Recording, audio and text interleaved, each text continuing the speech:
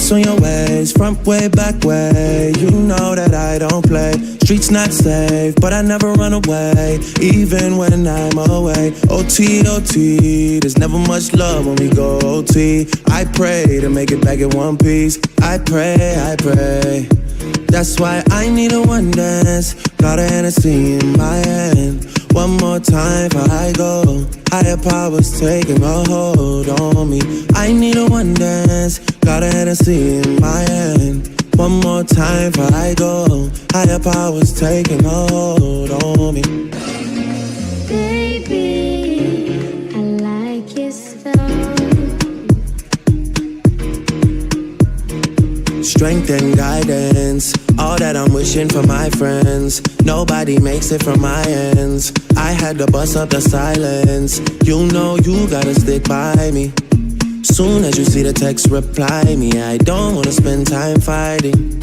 We got no time, and that's why I need a one dance. Got a Hennessy in my hand. One more time before I go. Higher powers taking a hold on me. I need a one dance. Got a Hennessy in my hand. One more time before I go. Higher powers taking a hold on me.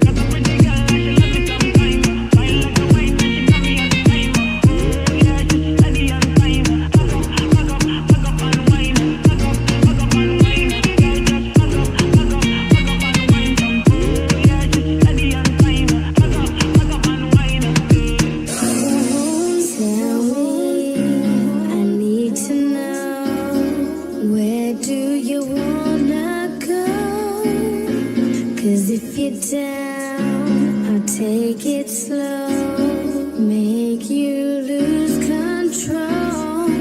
Wet, wet, wet, wet, wet, wet, wet, wet, wet, wet, wet, wet, wet, wet.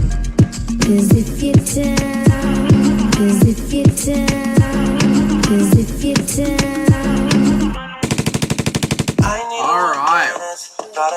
What is going on, everyone? Welcome back to another live Golden State Warriors play-by-play on the YouTube channel. And today, we've got an interesting game of basketball, that is for sure.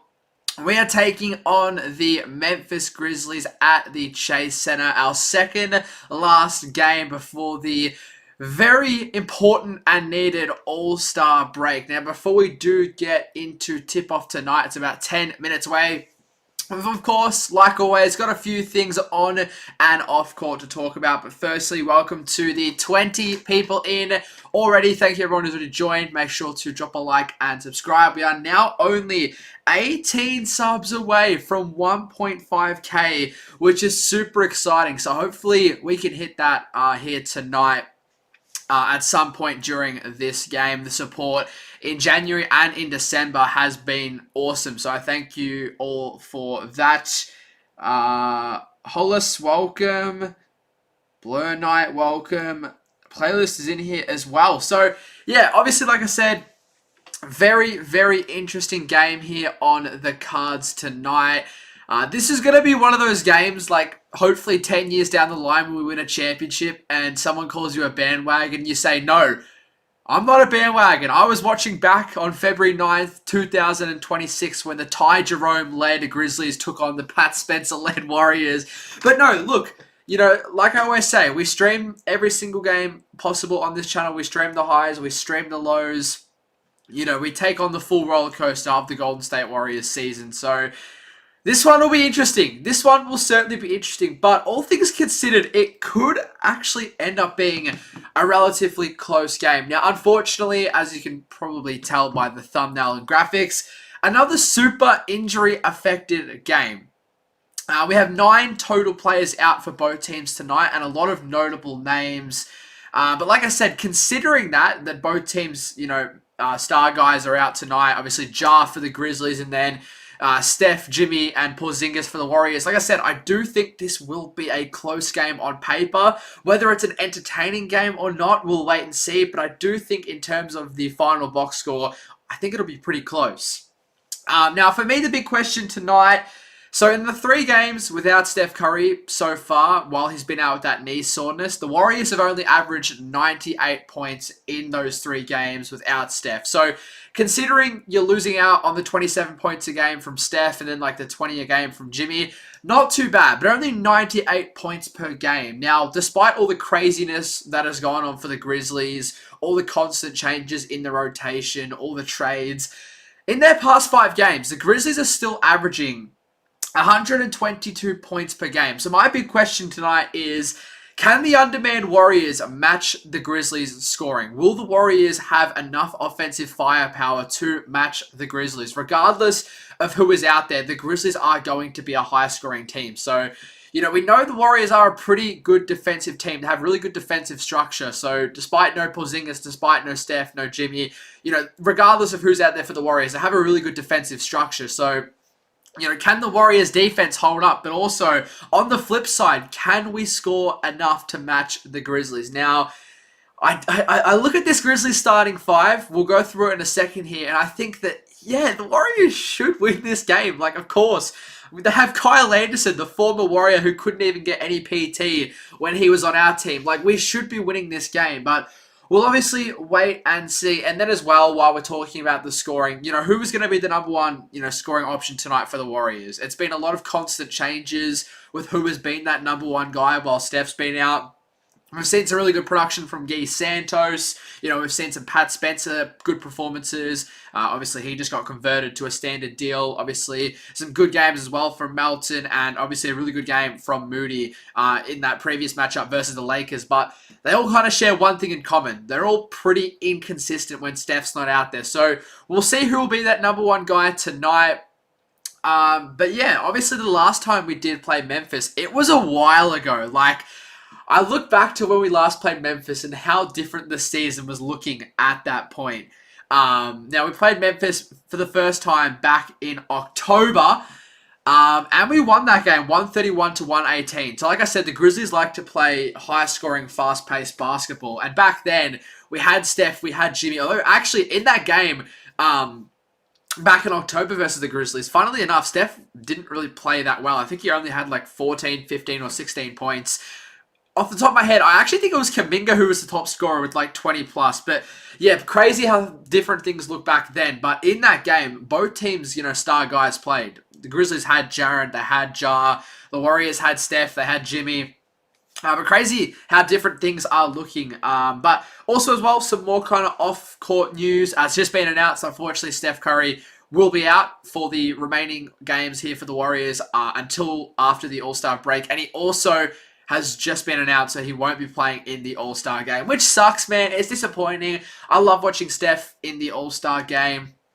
Actually, quickly before we go to the off-court stuff, let's quickly roll through the projected starters and the injury report. So, a hefty injury report. So, for the Grizzlies, no Santi Aldama, no Brandon Clark, no new recruit Walter Clayton Jr., no Zach Edey, and no Ja Morant. And then for the Warriors, obviously no Jimmy Butler, who that was my next thing I want to talk about for the off-court stuff. Jimmy today had his ACL surgery. I did say last stream that he was having it on the 9th. So, yeah, Jimmy underwent surgery, and in great news, it was a successful surgery. So, his timeline has now been announced for about roughly a year from this point onwards. So, he should be back early in the 2027 season, but he'll probably miss the beginning of the year in late 2026. So, that's really good news. At least it was a successful surgery. So, yeah, obviously speedy recovery for Jimmy, and hopefully he'll be back soon. We do know, though, the Warriors are really good at rehabbing, and then obviously as well, neither of the Curry brothers, no Porzingis, and then the projected starting lineup. Now, one thing I have been happy with, the Warriors have found a consistent starting lineup while Steph hasn't been out there, and that's been Pat Spencer, DeAnthony Melton, Moses Moody, Guy Santos, and Draymond Green. Without Steph, I really like this starting 5. I think it works well. You've got a good combination of scoring and defense. You've got some ball handlers. You've got some guys who can shoot. Pat and Moses both going at above 40% from 3 this year. And then you've got some hustle guys in Guy Santos and in Draymond Green. So I really like that. And then for the Grizzlies, obviously a bit of a wild lineup for them tonight. They've got Ty Jerome, who since returning, obviously played a little bit for the Grizzlies at the beginning of the year. and then missed some time, but he's averaging 20 points this season. So Ty Jerome, then they've got Cedric Howard, G.G. Jackson, Jaden Wells, and Kyle Anderson, the former Warrior, as their center tonight. So that will certainly be an interesting one. But like I said, we really just don't know how this game is going to go. I say it, every stream now while Steph's been out.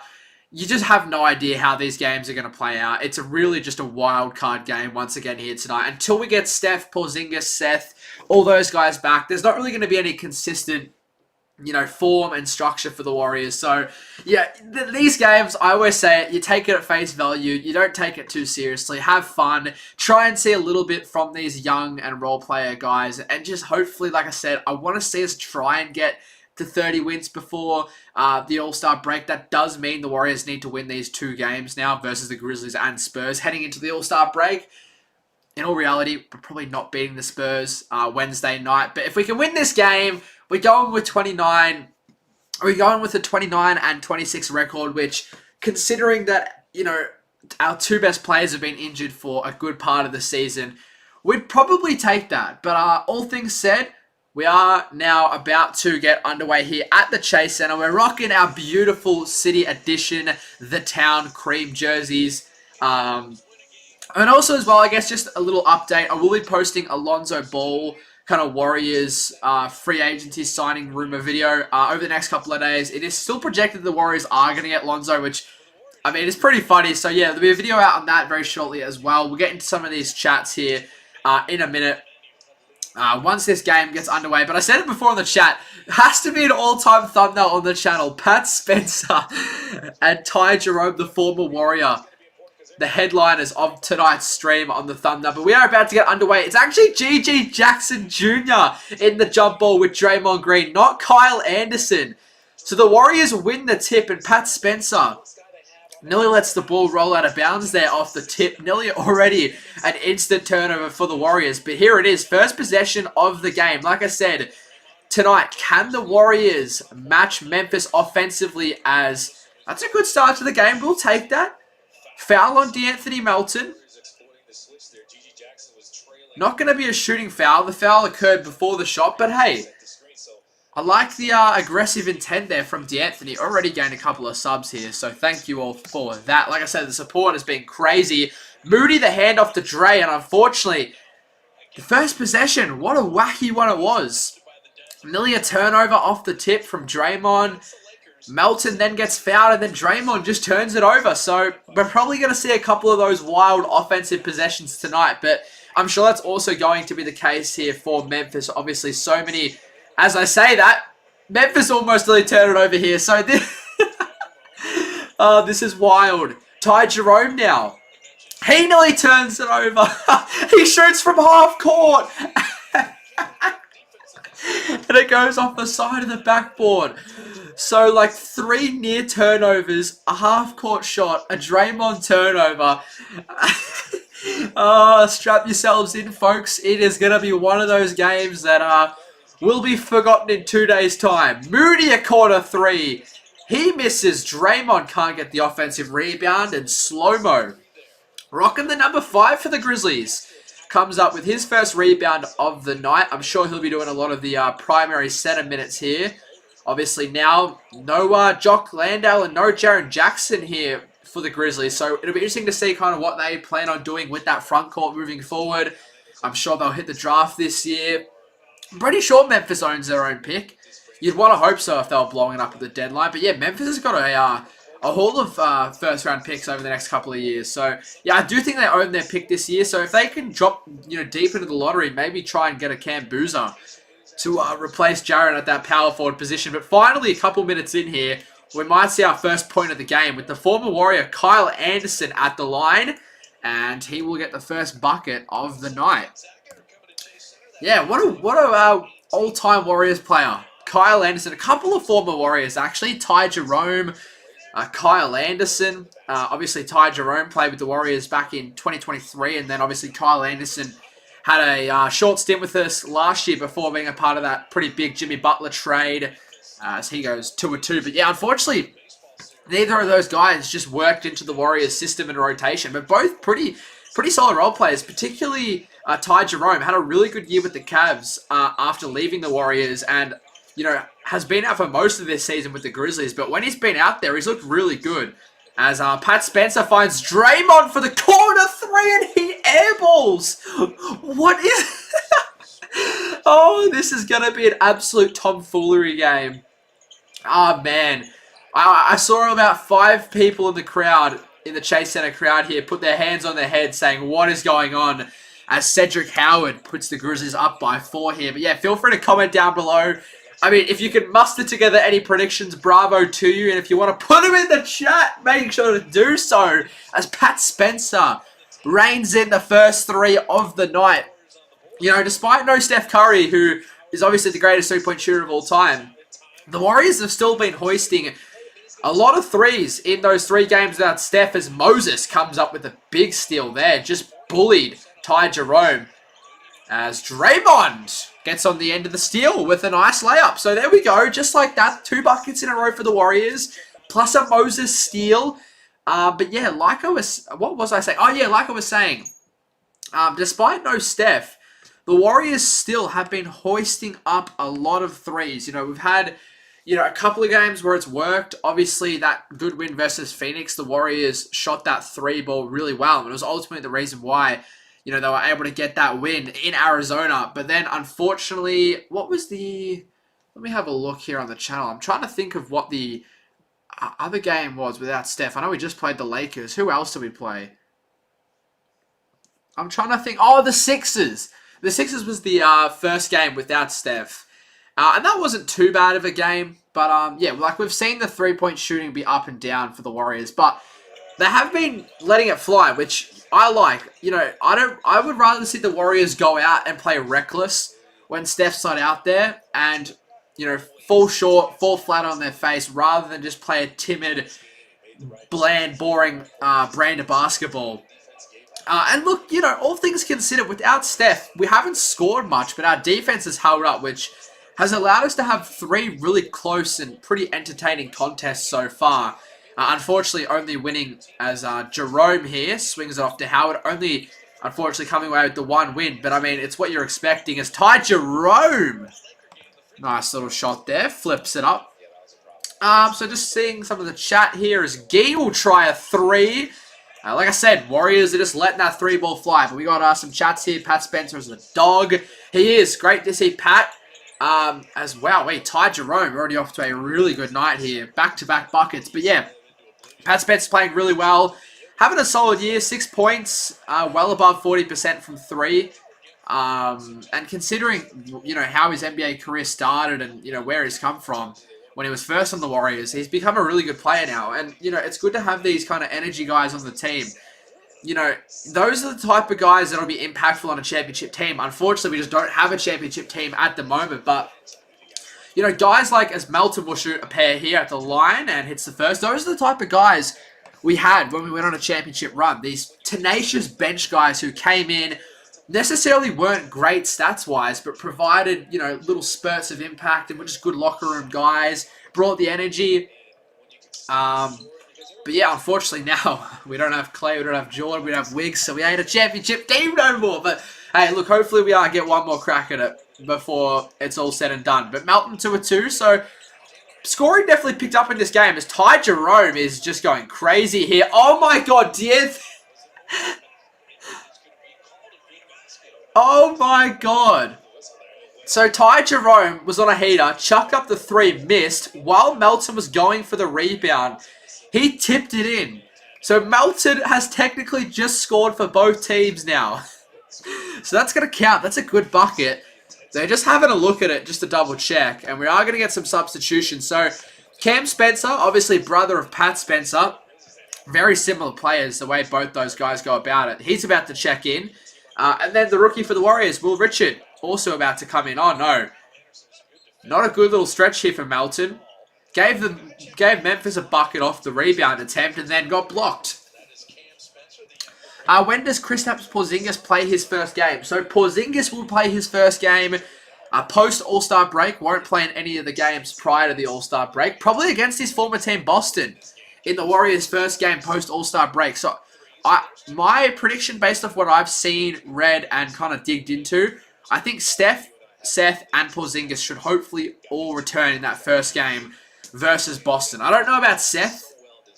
They might bring him back a little bit later, maybe even through the G League. I know it sounds a bit silly, but even if they just want to give him some reps. But yeah, I think Steph and Porzingis should play in that first game versus Boston. I'm pretty sure it's at the Chase Center as well, so makes sense. As good three there. So Memphis a little run here. Now they're up by. Hang on a second. How did Memphis get to 14? Oh, was that a 3? Okay, that was a 3. I thought his foot was on the line there, but no, that's all right. All right, so Will Richard coming in. So that was Taylor Hendricks, the first guy off the bench here, alongside Cam Spencer for the Grizzlies, and he got that 3 there. How long have I been a Warriors fan for? Since I was young. Since probably back around 2013, 2014. I first got into the NBA, and, you know, how I got into the NBA was actually finding out about Steph, as that's another bucket there. Alright, so just like that now, the Warriors have gone cold. But yeah, like I was saying, got into the NBA around 2013, 2014, and I kind of got into the NBA thanks to Steph. You know, I saw kind of some of his... I don't even... What did they used to call it back in the day? Not highlights, like mixtapes.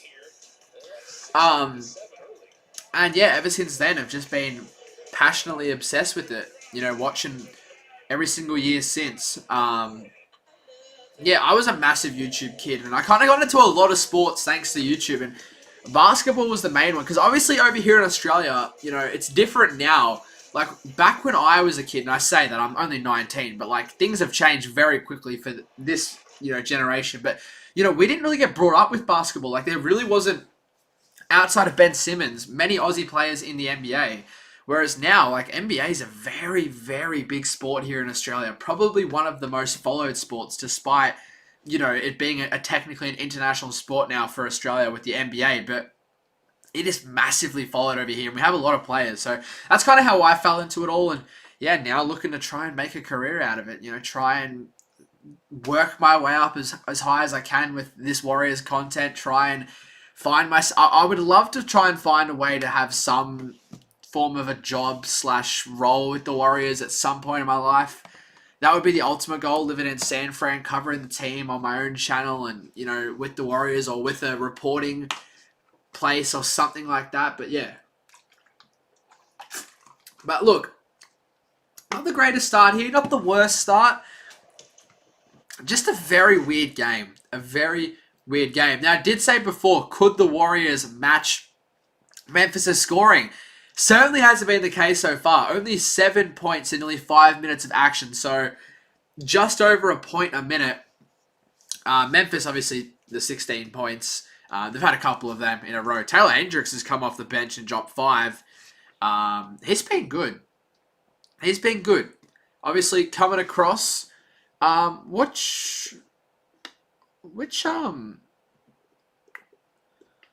There it is. Okay, so I wanted to see which was his best season with Utah. Because he really fell out of that Utah rotation in recent times. So Taylor Hendricks. Last year, only averaged 4 points. I reckon it was the 24 season. 7 points. No, maybe the season before that. 23? No. In his rookie year, yeah. He was alright for Utah. 7 points, 5 rebounds. Shot the ball pretty well. Shot the 3 ball really well. But, yeah, this year, just completely fallen out of the rotation. And then, yeah, it was a part of that deal to get Jaren Jackson over to Utah. So, yeah, hopefully he finds himself a little role on Memphis. Obviously, they're lacking a bit of forward depth now with a couple of those guys out the door. So, hopefully he gets some good PT. I also just get a notification. Apparently, as he does hit the free throw as well. So, I've just I've just seen a notification. Apparently, as game misses there. Apparently, Naz Reid got ejected. Now, that's crazy.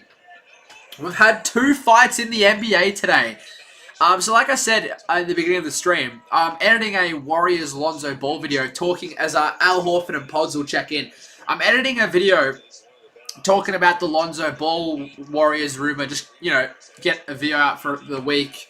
There's not too much to talk about at the moment. So I'm like, we'll do a little Lonzo video.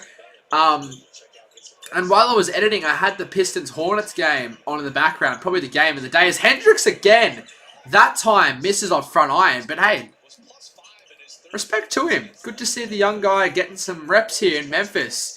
We'll probably see a lot of those younger guys in Memphis get high reps as Draymond and corner three, another one. And this time, he cashes it in. That first one, obviously, remember back to the beginning of this game, it was an embarrassing air ball. It wasn't just an air ball. It was like off by like a couple of, nearly a couple of hoops away. Like you probably could have put a hoop next to the hoop and it still would have been an air ball for Draymond, that first one. But hey, he redeemed himself. But yeah, like I was saying, I had the Pistons-Hornets game on in the background, probably the game of the day, and it was an entertaining one. And I had the commentary on like pretty quietly because I was, doing some research for the video. Is some more free throws here for Hendricks. He is taken over here for Memphis in this game. Maybe the Taylor Hendricks breakout game. Of course it would be against the Warriors, but yeah. And I had the commentary on quietly, but I heard the commentary get really loud all of a sudden. I'm like, what's going on? And then I turn around, and Isaiah Stewart and Miles Bridges are like full-on UFC squaring each other up. And I was like, what the hell? Oh my god, Pat Spencer, crazy little lay there. Got some motion in the air. Pat Spencer loves those layups where he changes hands mid-air. And Pat Spencer, a little bit of athleticism from the former lacrosse athlete. He gets up there to, I don't even know what you call it in lacrosse, shooter, I don't know. But hey, getting up there in the air and a little celebration too. Chase and a crowd gets up for him as well. That's an and one for Pat. Didn't even realize he got contact on there. He does miss the free throw, but because he switched the hand, I didn't even see the contact. But yeah, that was crazy. Stewart and Bridges getting into like a full-on punch on. Probably like the craziest NBA fight we've seen in a while. And then I just saw a notification. It's Pat Spencer nearly gets the steal on his brother. The two brothers going at it. Richard ruins the moment with the switch there, although hey, it was good defense from the rookie, but we wanted the moment as Hendricks again, although he's missed a couple of times in a row here now, as Pods comes in with the rebound. What can we see from Pods tonight? With that illness and the decline in his confidence, just hasn't been prevalent in the rotation these past couple of games. But yeah, let me know in the chat. We got 39 people in here. How are we feeling with this game so far? Any things you got to say in the chat? Definitely make sure to leave them down below. But yeah, we'll have to check out what happened with Naz Reid. That's crazy. Imagine we get a fight in this game. We've had some fights between Memphis in the past. We all remember when Rudy Gobert got put into an absolute headlock by Draymond, but no, that's Minnesota. I mean, what am I saying? What? Sorry, what is going on now? The scoreboard's frozen. I'm having like early stages of dementia. What? That was against Minnesota. I apologize. That is an absolute mental blank moment. I was thinking of what I was meaning to think of was when Clay. No, that was what was the Clay where Clay and Dylan Brooks got into it. Clay hit the shot and then like hovered over Dylan. I don't know why I was thinking of the Minnesota Timberwolves and Rudy Gobert. No, it was because Naz Reid got ejected in the Wolves game. That's why I got confused, okay? It's one of those days. It's one of those days. As Pods hits the first free throw, I want to see at least 12 tonight from Pods. I want to see at least get into double figures. Yes, it'll probably take him a little bit of time to get back from illness, but I want to see a little bit from Pods tonight. He averages 12 for the season, so I want to at least see him hit that season average. As he does go 1 or 2 there. As Steph's in the building tonight. Hey, Steph's gone to every single game while being out with injury as Cam Spencer misses. Will Richard with the rebound. Is Pat still out there? I want to see a Pat moment on his brother. No, he's not. GP2 has come in for Pat. So we got GP2, Richard, as Gee scores there. Good bucket from Gee. Don't we just love Gee? But yeah, like I was saying, we've got Pods, GP2, Will Richard, Gee, and Al out there at the moment. So the 3 guards, Gee and Al. Don't mind that lineup as kick out there from Pippen Jr. Cam Spencer, handoff back to Pippen Jr. And he throws it in off the glass. Memphis have been alright. They've been alright. I think Memphis will have a good rebuild. I think Memphis is going to have a fun rebuild. You know, I think they'll probably, I thought Gee was going to pop a contested 3. Gives it off to GP2. And he unfortunately misses that floater. He's usually good with those little floats around the rim. Off the cut, says, hey, Scottie Pippen Jr. Coming off the bench here, little spark. 3:50 to go here. But Memphis, despite losing a lot of front court depth, have definitely attacked the Warriors inside tonight. 12 points already for points in the paint. Let's flip it up, count it, plus the foul. Gee Santos, you are officially one of my new favorite players. Man, I love this guy. Hey, let me know in the chat. Obviously, if you guys who don't know, I am flying from Melbourne, Australia, over to San Francisco in April. I'm hoping all the guys will be back by then. But to go watch some Warriors games, and let me know. So I'm going to cop a jersey, and I don't want to get a Steph jersey as Gee converts the M1. I don't want to get a Steph jersey because I've already got so many. I want to get a jersey of like one of our role guys, like a Gary, a Melt, a Richard, a G. I already said Gary. A Gee or like an Al. I want to get one of the role guys' jerseys and try and get them to sign it. So let me know who I should do. I'm thinking Gee with how he's been, but a Pat Spencer one. Oh, Taylor Hendricks is actually going crazy here tonight. He's got 9 points already, 3 rebounds. I'm telling you, Memphis is going to have a fun rebuild. But yeah, want to get one of those kind of role guys jerseys. So let me know in the chat anyone you reckon I should get as Al Horford gets blocked, gets it back, and another and one. Al Horford also flips it in.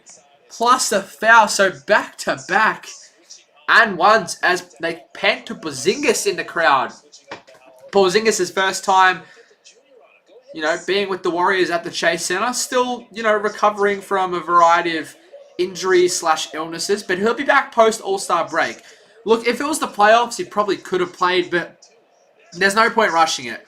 We got time. Bring him back. Probably, hopefully the same game as Steph. Man, I cannot wait to stream that game versus Boston. We're going to have a week hiatus of streaming after the game versus the Spurs in a couple of days' time. Obviously, the All-Star weekend break. I think there's like 7 or 8 days between Warriors games. So that means, you know, a good week off the stream, which is sad, man. I love doing these. Hendricks again.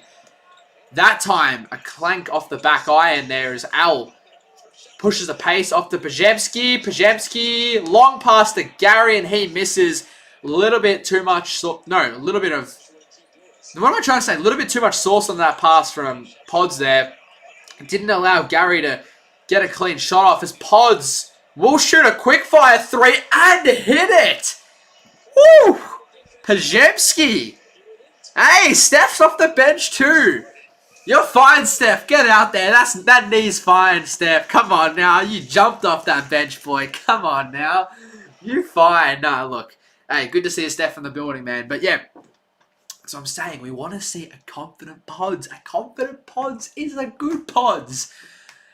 Ah, man. All right. I just want to have a quick look here. I want to see if this is a full-on fight between Nas Reed. I keep seeing notifications pop up for it on my phone. Was it a big fight or was it just like a little nothing burger?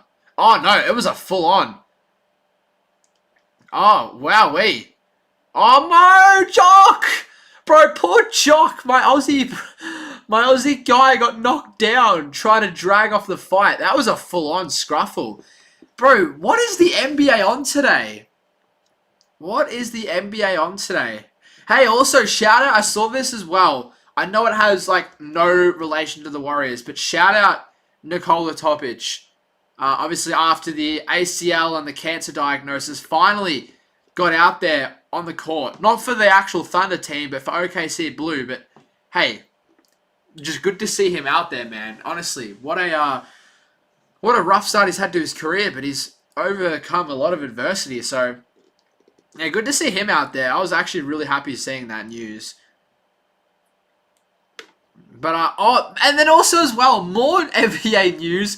We had the famous 14th versus 15th seed Pelicans Kings game, the chain off, and the Kings got absolutely blown out, and all the Pelicans fans are going crazy all over social media. Chain snap. People are saying better than the Super Bowl. Hey, the Super Bowl was pretty disappointing, man. Pretty boring game, not gonna lie. Not gonna lie. I only got to watch the second half. I got to watch the halftime performance, or like the ending of the halftime performance, and the second half of the game. But yeah, I got to watch the good half of the game. There was a little bit more scoring, a little bit more action, but once again, just another meh. It's just, there was nothing crazy that happened. No crazy touchdown. No close finish. No big moment. No heated. But like, it was just. That's just my If someone was to ask me what was my opinion on the Super Bowl this year, I would just give it this. Like I wasn't mad about it. I wasn't surprised. I wasn't disappointed. I wasn't excited. Like it was just eh. I didn't mind the halftime performance. I thought it was pretty good. I know some people didn't like it. I don't know what the fuss was about. I didn't mind it. I think that's so cool that like there's a halftime performance. I think people in America take that for granted. A literal concert at halftime of a football game. Like we don't get that in the NBA. Drake didn't roll out the 2019 finals game 6 to bloody play God's plan for us, did he? No. I wish. Man, imagine that like I know they have like halftime entertainment for the NBA, but and they do have concerts sometimes, but not like the Super Bowl.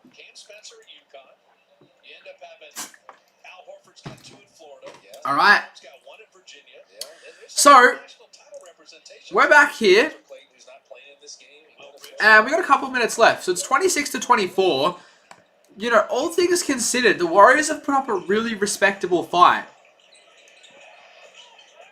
Like I said it before, can the Warriors match Memphis' scoring? Yes, both teams are without good players, but still, Memphis naturally just are a higher scoring team than the Warriors without Steph, with Steph out of the equation. But even just in general, like Memphis love to play a high scoring, fast paced brand of basketball, and it's entertaining to watch when it clicks and it works well. All right, as GP2. Hey man, Gary's been really good. GP2 there with the floater. I missed the previous one. GP2 definitely well deserving of being back in the rotation. Is that KCP? Oh my god, behind the back pass, misses the 3. That was an insane pass there from KCP. But yeah, like I was saying, Gary has definitely earned his spot back in the rotation. He's been really solid in recent weeks, which has been great to see. Pods, pump fake, drives, floats, and scores. Tie ball game with a minute left here. I don't mind that. I don't mind that at all from Pajemski. It's actually been a very entertaining first quarter. GG Jackson. Off to Jamal Small. And that's still going to be Memphis ball. So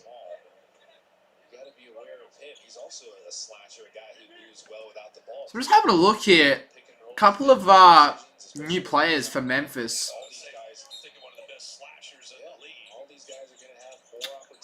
So yeah, we said it before. No Walter Clayton Jr. We got to see him a little bit in that game. So that's going to be a foul there, unfortunately, with 2.2 on the shot clock. Not a good foul. But yeah, KCP will head to the line for 2. I've honestly completely forgotten about him, to be honest with you. Obviously a part of the Desmond Bain trade.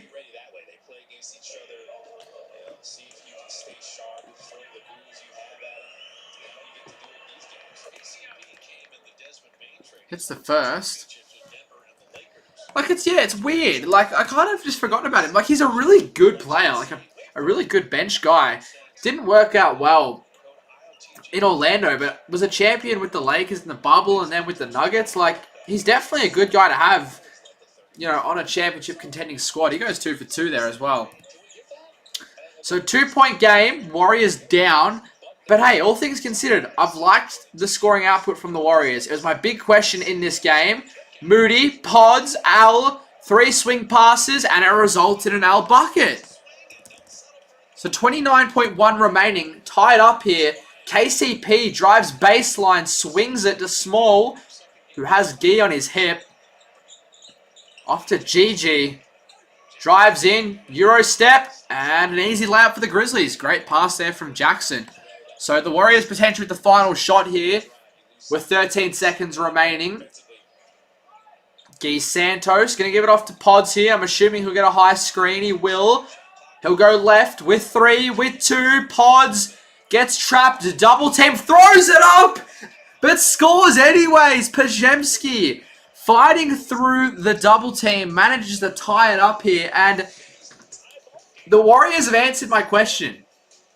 It was the big wonder coming into this game. Can the Warriors match Memphis' scoring? And they've done that. 32 points in the first quarter without Steph. That's really good. That is really, really good. I'm actually incredibly happy with that first quarter, in all honesty. But yeah, definitely make sure to let me know how we're feeling down below in the chat about this game so far. I've got 58 people in here, so if you're watching in the live chat, definitely make sure to interact and say what's up. Let me know how we're feeling. Any thoughts, criticisms? I mean, there's a couple of things to touch up on, but I think all things considered, it's been a really productive first quarter for the Warriors. Any big concerns? Maybe just touch up on the defending in the paint. I felt like we gave away a couple of easy layups and Memphis had a lot of points in the paint. But other than that, I think it's been a really, really respectable start to this game for the Warriors. Just having a look now. How many subs are we up to? Have we gained any in this first quarter? Let's have a look. Let's see. We have. Okay, we'll take that. We're now 13 away from 1.5k, which is absolutely awesome. Oh my god! I only just saw this. I really haven't looked at this in a couple of days. The YouTube Shorts app. The Warriors Lakers like post game like review that I do for all the Warriors games. Some of you guys know I do a 60-second short like recapping every Warriors game. I've done it for every game so far this season. At the beginning of the year, they didn't really perform that well, but now they've been doing really, really, really good. The one versus the Lakers got 11k, versus Phoenix 8k. Awesome. Absolutely awesome. The shorts have been doing really, really good recently. 11k, 3k, 8k, 7k, 26k, 4k, 90k, 5k. So yeah, you guys are really enjoying the short form content, which is good. I think, yeah, the short corn, the short, did I say short corn?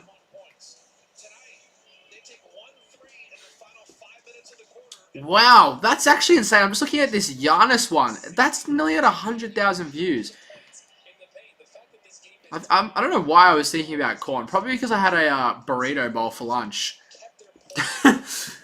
I had to fuel up for this game. You know, the biggest game of the Warriors season. Had to fuel up. Nice burrito bowl, some carrots, some corn, some peas, some cheese, some beans, some rice. Come on now. What you know about it? But I know, look, we're back here for the second quarter. Time to put the silliness away. Because we've actually got a game that we should take a little bit more seriously than we probably would have expected coming into it. Like, this will actually be a pretty entertaining game. Good start, yeah. Like I said, really good start. I've been super happy with it. I think the Warriors have really matched the intensity of Memphis. They've matched the scoring, which was my massive question at the beginning of this game. You know, shooting 54% from the field in the first quarter, a couple of threes. We'll take that. We got some more KCP free throws here to begin the second quarter. Raptor, long time no see. Hope you're doing well. Still doing your photos. But would love to see Jock in the Warriors one day. Would be a good fit. Could not agree any more. I wish somehow we could have got him in that deal with Atlanta. Obviously, it wasn't possible at the time. But yeah, I would love to see Jock land on the Warriors. You know, we obviously had Taron as a Aussie Warrior, but obviously, unfortunately, he's gone. And then we had as Draymond shoots a 3 and scores. So after absolutely smoking the first 3, he's now knocked down 2 in a row. But like I was saying, yeah, then had Alex Tui, another Aussie, unfortunately, yeah. He also never got to suit up for a game. So would love to see some Aussie representation on the team, but yeah, Jock would, not even just from an Aussie perspective, just as a general center, Jock would be awesome for this Dubs team. So Draymond, after 2 threes, he might be feeling himself here as, oh my god, D'Anthony Melton, high arcing layup there, went off the top of the backboard and just dropped right in. Oh my god. Small with an absolute hammer at the rim. I like this guy. I've seen some of his highlights. Javon Small. I like him. I like him. I like him. I've seen a little bit. I haven't seen too much of him. I don't really watch too much Memphis, especially now as they enter a rebuilding period. But yeah, I saw a couple of highlights of him, and he looks good as he misses that shot there. As Moses with the rebound, off to Draymond, who now has just got a little bit of a burst of confidence, but maybe a bit too much there. A bit of a wild pass. Misses the hands of Melton, so that's going to be a turnover. But only, look, 4 turnovers so far in this game is not bad at all. Considering the high volume of turnovers we typically have, I'm not too mad. Now, I think Draymond does have 2 of those turnovers, so Dre, maybe just turn it down a notch there with the turnovers, my friend. But look, you've been playing well so far, so you'll get a pass from me. All right, they're giving it back to Small here. I potentially think he could turn out like a bit like a Keon Ellis type player. Similar ways they kind of go about things, and I think he'll be a really good player. Like I said, I've said it a few times this stream. I think Memphis are going to have a fun rebuild. They've got a lot of unique and interesting young guys that will get the opportunity to blossom, which is awesome. All right, so Memphis now with the lead. Good game from KCP. He's looked good in this one. I don't know, do Memphis buy him out or trade him in the offseason, get him back to a contending team, or will he be one of those experienced locker room vets that, you know, tries to control the ship during this kind of transitional period? We'll wait and see. D'Anthony Melton having a good second quarter, tries his luck with the 3, and he airballs. So Draymond and Melton, as Richard will try a 3, and that's nothing but net. Full 180 there from the first to the second 3 on that possession. We had a Melton airball, and then Richard could not have shot that any better. But hey, good to see Will Richard playing tonight. Looked like he was potentially going to not play, but yeah, good to see him get up. We love Will. Speaking of Will, comes up with a nice rebound. Gives it off to Moses, who gives it to Dre. Dre, shovel it past to Melton, then provides the screen. We got slow-mo on Melt. The 2 2024 offseason recruits off to Pat, and he scores. Man, everyone's playing well. I'm loving these rotations from Steve. I'm loving the impact that these guys are bringing off the bench. Starters are holding it down. Ty Jerome. He's got a good float game.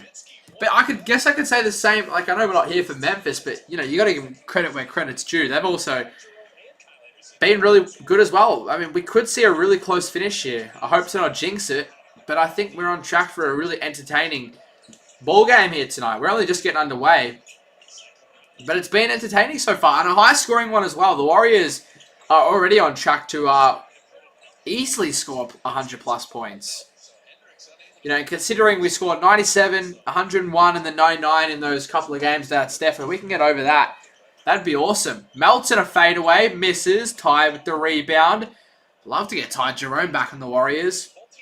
It's crazy to think back to the Ty Jerome. Speaking of Ty, deep three. Oh, that's a bomb. Ty Jerome from downtown sinks it. Right as I was about to, we got a timeout as well. Right as I was about to give him some praise, he says, "Hey, speak of my name and I'll appear." Ty Jerome with a deep three. But yeah, I was just thinking back to when Ty Jerome was on the Warriors and thinking about that 2023 Warriors guard rotation. Steph, Clay, Jordan, DiVincenzo, Ty Jerome, like crazy stuff. And then as well later on, Chris Paul. Like we've had some just very. Oh no, we had Ryan Rollins as well. Hang on, the timer on the scoreboard will go away for a second. I just want to get this 2023 roster up.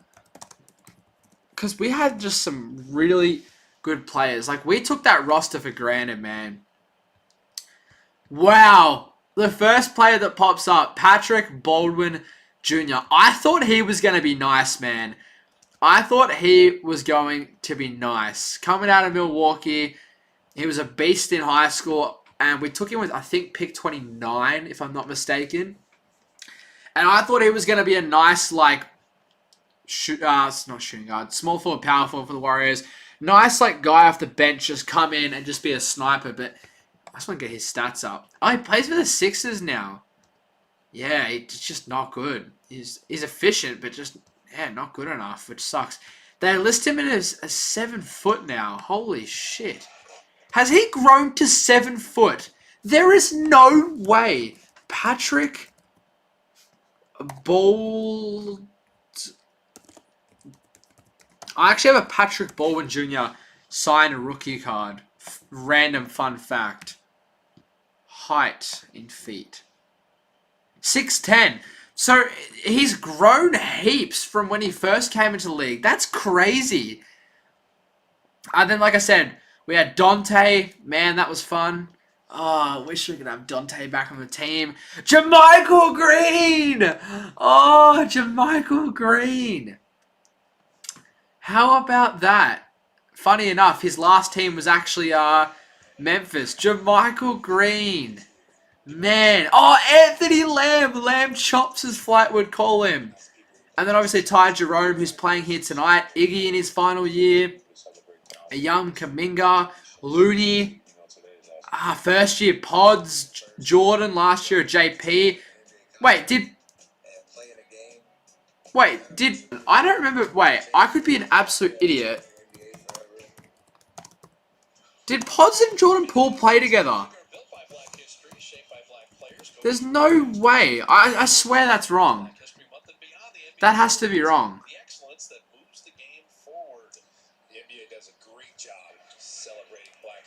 No, because I swear... No. Okay, that doesn't matter. We'll have a look at that at halftime. I'll save that tab for later. We'll save that for later. But I was going to say, no way Jordan and Pods play together. I don't remember that happening. Oh my god, Ty Jerome. The two former Warriors connect on that play. Jerome with the behind-the-back bounce pass to slow-mo Kyle Anderson. Good play there. We're speaking about some former Warriors. They get involved. Ty's been playing really well. Really, really well. I guarantee you the Cavs regret letting go of him. I know they didn't really have a choice because of the contract and the financial stuff, but man, they miss a player like that, man. But I'm excited to play the new look Cavs. I will be in the building in April when we play the Cavs, so that should be a fun one. Obviously now with Harden, Mitchell, so that'll be fun to see. As Gee, Melton, drives in, reverse layup, misses. And he did draw a foul in the process though. Late whistle there. But hey, at least it'll be 2 shots for Melton. He's looking at the ref saying, come on man, took you that long? That long to give me the call? It was clear as day. It was a pretty clear foul on that angle from behind the basket. And finally, Scott Foster blows the whistle. So 2 free throws here for Melt. And someone in the crowd is screaming. I thought that was like my ears like ringing for a second, but no, someone's in the crowd screaming, trying to put him off. I don't know if anyone else that's watching the game could hear that, but didn't work. He still hit the free throw. No, didn't do it on the second one. That's odd. All right, 2-2 there for Melton. 1 point game. We're just about halfway through. But yeah, a couple of inefficient games here for Mel since coming into the starting lineup. I honestly think you put him back down to the bench, as that's another and one for Taylor Hendricks. He is potentially having his breakout game here. This is a good opportunity for him to really, really show why he should be a part of the Grizzlies' rebuilding plans. He's got 12 points, 3 boards, and a steal. Could be the 13th point here if he sinks this one. But yeah, like I said, a couple of inefficient games. He does hit the free throw. A couple of inefficient games for Melton since coming into the starting lineup. And I was a big advocate for him to come into the starting lineup, but maybe he needs to go back to the bench. Gee, swing pass. Here is Melton. What does he do here? Gives it off to Gee. Gee drives in, swings it out to Horford. Horford's got 5, has slow-mo on him. And, well, that's why they call him slow-mo. Al absolutely beat him there on the spin. Ty Jerome looking for the high screen. Decides to shoot from deep. And this time misses off iron. And Guy Santos has to fight for that rebound. Does drag it in though. Pods. High screen for Pods. Come on, shoot it. GP. Swing pass and a turnover there. Yeah, just a couple of plays here. The Warriors offense looking a little bit hectic, as that's another and one. Nope. Oh, we're so lucky that missed. Cam Spencer getting involved. We haven't seen like a Pat v Cam moment yet. We obviously got to see that one where Pat backed down Cam in the last couple of seconds of that game at the Chase Center back in October. We haven't seen one this game. Although, okay, we might get it here. Pat comes into the game for D Melt. Alright, here we go.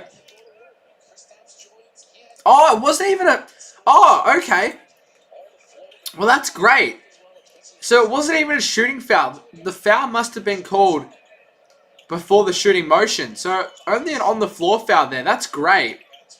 Ty Jerome scores over Pat Spencer. What a night for Ty Jerome. Already up to 14 points here in this first half. I guess technically now, like, the best player in the Memphis Grizzlies, but Ja out.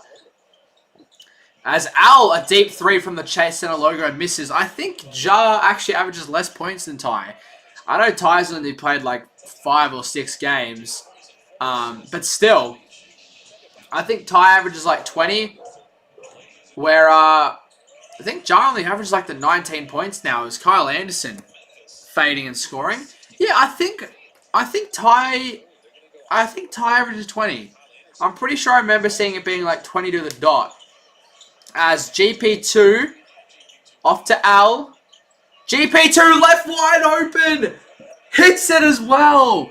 He's definitely shooting that 3 ball a lot more consistently in recent weeks. I said it before.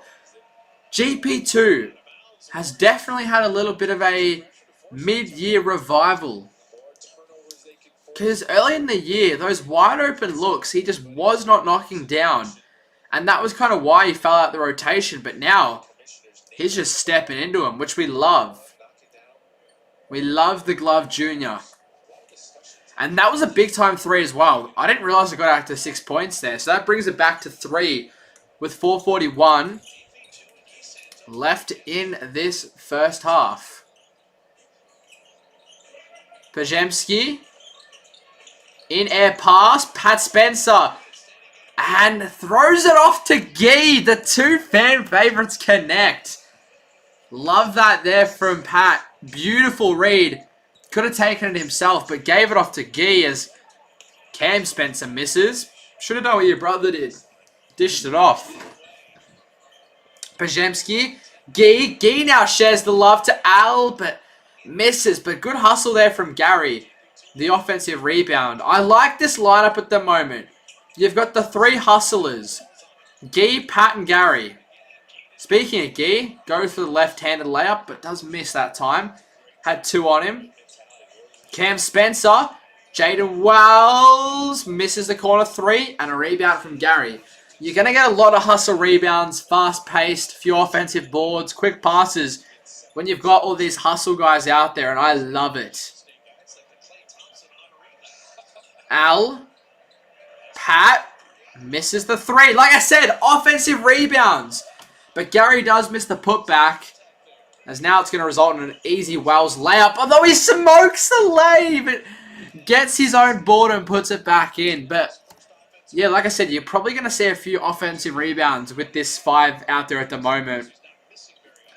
3:10 left though. It's been a quick first half here. Guy Santos, lob pass to Al, off to Pat. I won! Count it. Count it. Pat with his 2nd and 1 of the night, and the free throw could potentially tie it up. Pat Spencer. Man, when this guy we get a timeout as well before his free throw. When this guy is given an opportunity, he is a damn good player. But I think quite possibly my favorite thing about this performance from the Warriors so far tonight, the widespread of scoring. You have Al with 7, Pods with 8, Gee with 7, Pat with 9, Gary with 5, Dre with 8, Melton with 6, and then Richard with 3. The only guy to not score is Moses Moody. He has 0 points in 12 minutes and is 0-2 from the field, 0-2 from 3. Which is the most, like, Warriors player thing ever. Comes off, like, one of his best performances of the season, 25 points. Nearly leads the Warriors to an upset win over the Lakers. And then the next game, just cannot hit a shot. Like, that's what I say all the time about these role guys. On their given night, all these guys can explode and be number 1, you know, if Steph's out, but a lot of the time, number 2 or a number 3 option. And give that Warriors bench unit a bit of a spark. But then the next game, they'll just do nothing. And then someone else steps up, but then they drop off, so then someone else steps up.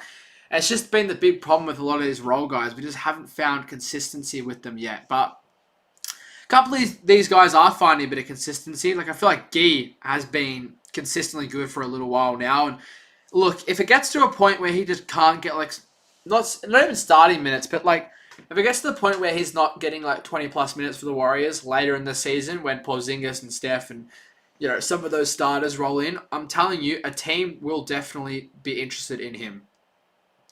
Like, a rebuilding team would definitely take a fly on Guy Santos if the Warriors, you know, don't give him the opportunity he probably deserves. And same thing with Pat. Like, he didn't get any offers in the offseason. I think teams thought that his run in the second half of the season was a bit of a fluke. But now they'll definitely not think that. But yeah, I don't see the Warriors letting either of those guys go. I think you have to keep players like that on the team. But the issue is, when all these role guys start getting better, that means they need a little bit more money. And with how tight things are, you might have to let one of them go. Especially with Melton as well. He's up for a contract.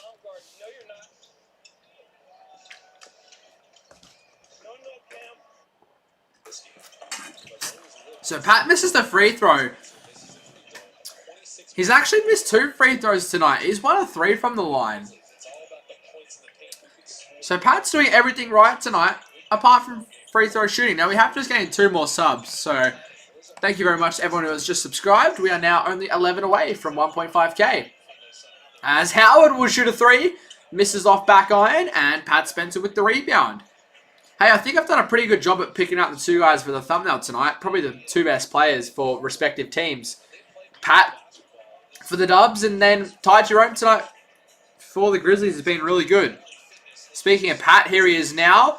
Throws it up, misses, gets his own offensive rebound, and puts it back in for his 11th point of this first half. Pat Spencer misses the shot, gets the offensive rebound, puts it back in, and puts the Dubs up by 1. Although I say that, and Scottie Pippen Jr. drains a 3. I like Scottie Pippen Jr. He's been solid. I don't think he's missed tonight. I think he's 9 points 100%. Make that 11 points 100%. Back-to-back Pippen buckets. And now that's 7 turnovers in the first half for the Warriors. They are still winning the turnover battle, though. Memphis with the 9, so that's a positive sign at least. We know the Warriors do, have a better... As GP misses the 3, the Warriors do have a better chance at winning. A very increased chance at winning when they are winning that turnover battle. Hang on, don't let Scottie Pippen Jr. here catch on fire. Or, as a matter of fact, just don't let anyone on Memphis score here. We need to stop. We did this in the Lakers game. We just can't just, in the last minute of a quarter, just completely drop off and all of our work in that 12-minute period just go to waste. Because now Memphis up by 6 with a literal minute to go here.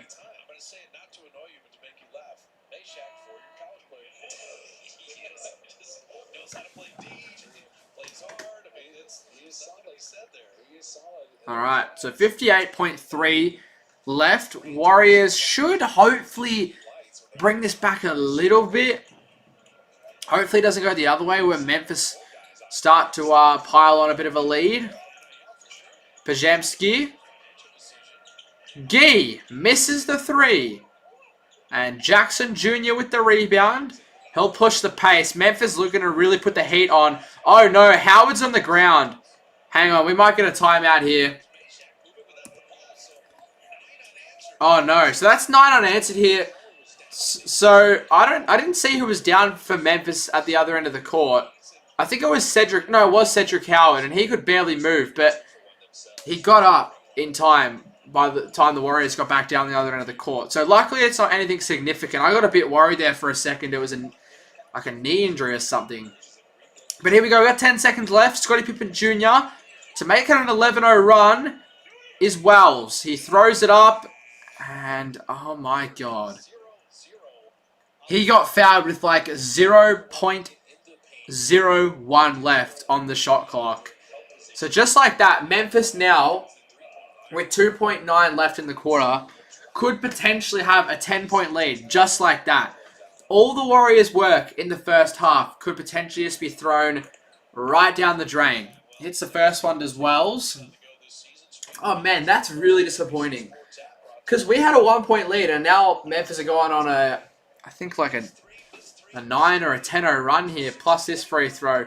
We've got to try and heave in something from half court here. Nah, so Cedric Howard's gone straight to the locker room. Hopefully nothing significant. He looks alright. He's up and running.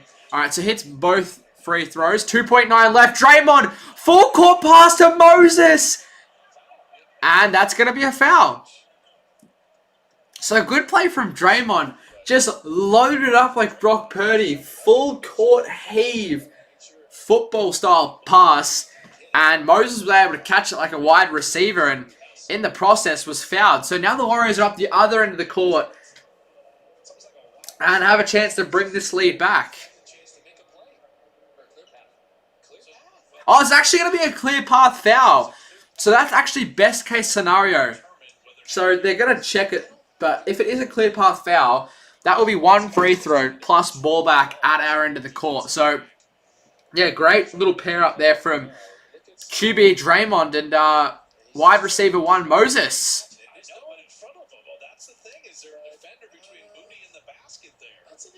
I don't know if that's a clear path, but it's a 50-50. Yeah, just give us a clear path down. Make it interesting. Why not?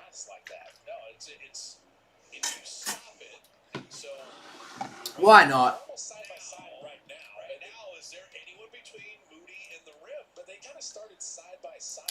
It's an interesting one with the clear path foul, because obviously, it's just a matter of, was there anyone between Moses and the rim?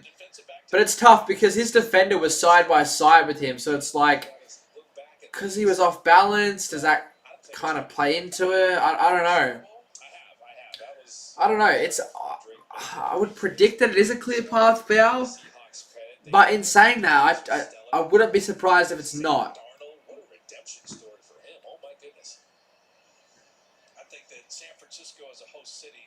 Oh yeah, I was gonna say, why are people in the crowd wearing Super Bowl merch? But obviously, yeah, Super Bowl was hosted here yesterday in San Fran. So I'm assuming like a bunch of people who went to the Super Bowl were like, oh, we might as well go to the Warriors game. No Steph, tickets will be cheap. We might as well go.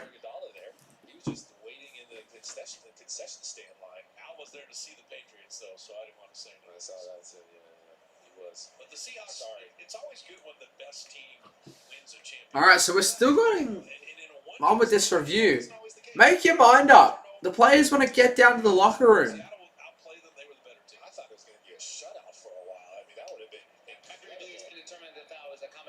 Common foul. Okay, so no clear path foul, so unfortunately no free throw there for Moses. Which is annoying. Would have been good to get a freebie. Guaranteed bring it back on the double figures and try and go from a 3. Try and bring it back down to like 6 points, but we'll see. I still want to see the Warriors go for a 3 here. Get it to 7 points. Head to the locker room. See what kind of went wrong there in those final few minutes. Come out the blocks hot in the third. Moses, step back 3. And he'll be fouled again. So this time it will without a doubt be free throws, as he was fouled there on the 3-point attempt. So it'll be 3 free throws here for Moses. Bit of a tongue twister there, but yeah, Kyle Anderson, that's terrible defense. I don't know what he's shaking his head there for. That was just terrible defense. Terrible closeout. Made contact at the highest point of the shot, which is always going to get you a foul. Although Moses missing a free throw. Man, why are we missing our free throws tonight? We can't be doing that. I think, yeah, we've missed 4 of them tonight. Finally, Moses gets 1 in. Alright, there we go. 9-point game. Hey, it's under double figures at least. We take what we can get around here. Okay, 2 or 3. 2 or 3. Not bad. Not bad at all. Alright, 0.9. Still a chance for a shot. Nope, took too long. As Pippen Jr. throws it into the shot clock. So that is the end of a pretty, all things considered, entertaining first half. I definitely didn't mind that first half at all. From a just overall spectator's perspective, but also from a Warriors perspective. Yes, we are down by 8 points. But you take away that last minute, and you'd probably see the Warriors are the better team. In that first half, unfortunately, just couldn't have been a worse time to give up I think it ended up being an 11-0 run before those Moses free throws to just swing things a little bit back in our favor heading into the second half. Now, I do just want to check the Hawks game to see if any... We'll go through all the games today in the NBA. We might as well. We always do this at halftime when there's no big news or things to talk about. Now, we'll firstly just have a look at things from our game before we do that. So, yeah, like I said, all things considered, not too bad. Both teams shooting at a pretty good clip. Warriors 47%. Memphis shooting very well, 58%. Both teams shooting the 3 ball at around 30%. Warriors just missing a couple of free throws, though. It's going to hurt. Let's check the turnover battle. 8, G 7, Pods 8, GP. One thing that has caught my eye. So obviously there's 2 guys that haven't checked in tonight that are actually active and available that haven't come into the game yet, which is interesting. Now the first one is Mavy Leon. Now obviously he's not really going to play any proper minutes, you know, probably in the at all in the second half of the season. You know, probably just come in during blowouts, you know, we got to clear out the end of the bench. But obviously, he's not going to play. But tell me why Quinton Post hasn't played a single minute in this first half. Considering how good Memphis has been inside, hasn't played at all.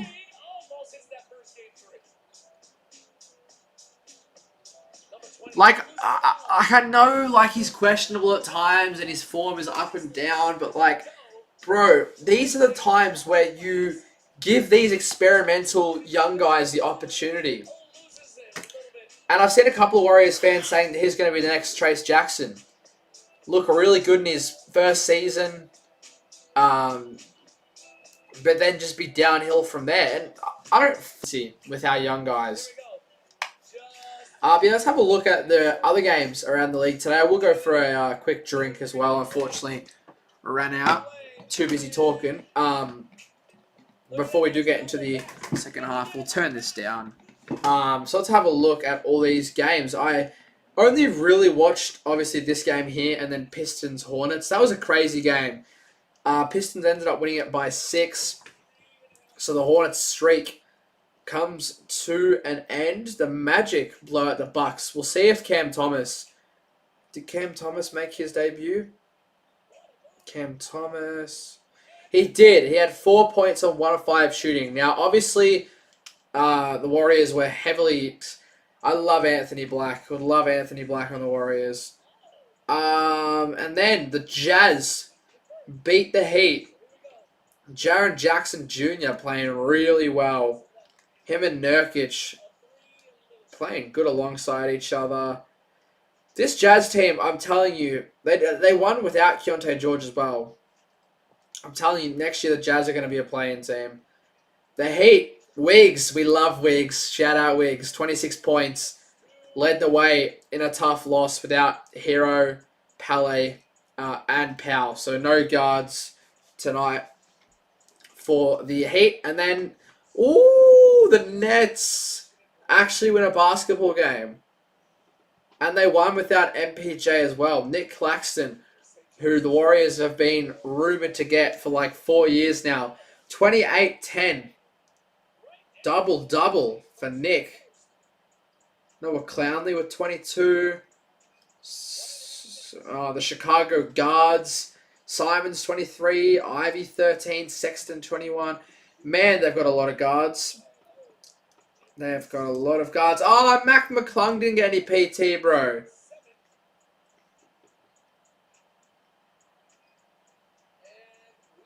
Oh, man. I thought Mac would have got some PT, bro.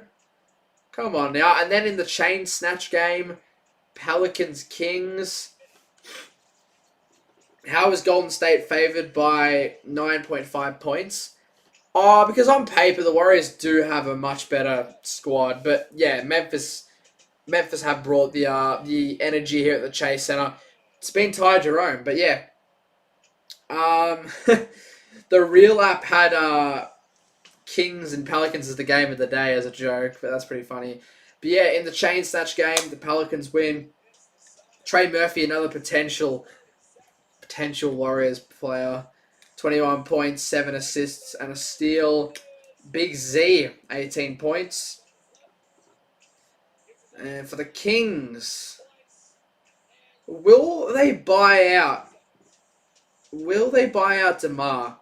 He only had the 8 points. I would love to see DeMar. The issue is, not a great three-point shooter and not a great defender. Oh, the Kings had a lot of players out. They had no Sabonis, Levine, Malik, DeAndre Hunter, and Keegan Murray. The Wolves blow out. So this is a game I wanted to have a look at. Did Kuminga or Buddy play? Kuminga out with a left bone bruise. He's still out with that same injury. And Buddy healed. Played only 5 minutes. Took his first shot as a Hawk, but missed. Okay, that sucks. I was kind of hoping that Buddy would be getting some PT, especially in a blowout loss. And then for the Wolves, triple-double for Randall and 30-piece for Ant. Ayu Dosunmu, 21 points. He is going to be a huge addition for Minnesota. He is going to be a huge addition for the Wolves. I'm telling you, that's a difference-making move. I like that move highly. Then we have OKC versus the Lakers. Of course. Oh, no, SGA isn't playing. I was going to say, of course, against the Lakers, OKC bring everyone back, but still no Shea. Hey, Jared, 7 points. Go off, my goat. Jared McCain. Let's go. All over these past few minutes as well here in the second quarter. Hey, let's go, Jared. And then for the Lakers, who's out? Luka's out, so Lakers probably lose that. Cavs Nuggets, that's a close game. The Beard, 19 points. Mitchell, 28, but still losing to the Nuggets because the Joker has 18 points, 13 rebounds, 10 assists. Man, that guy is a stat machine. And then we have the Sixers taking on the Blazers at halftime for that game. Pretty similar score to this one. I'm hoping for Golden State, but not a fan of Green anymore. He's lazy and slow. I wouldn't say he's lazy. I would say he's more reckless. I think the problem is he's more reckless rather than lazy. I don't think he's being lazy. I think he's just a bit reckless at times. But yeah, he's definitely slow. But at the end of the day, he's a 35-year-old. Like, we can't expect him to be running around. Like, people got to remember, not too long ago, like 35-year-olds in the NBA, like these all-time vets would be like gone by then or like riding the end of the bench. Like, it is very rare that players, can keep that longevity at such a high level, like LeBron, like Steph, those types of players. So, you got to take that into account as well. But I do agree, like Draymond in recent times has been, tough to support. But in saying that, tonight he's been pretty good. Warriors should take advantage without Cedric Howard. Yeah, 100%. Now, I will be back. I'm just going to quickly grab a drink. Unfortunately, we're out of our water before we get underway in this second half. So just give me 1 minute.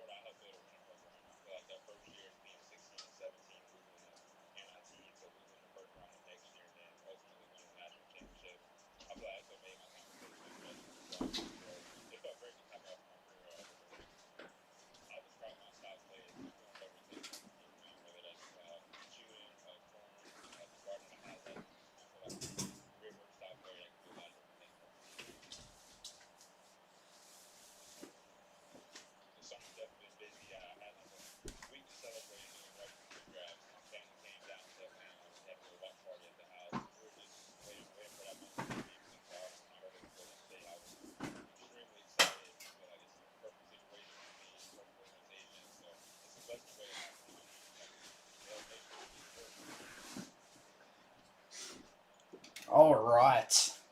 We've also done a little bit of a wardrobe change.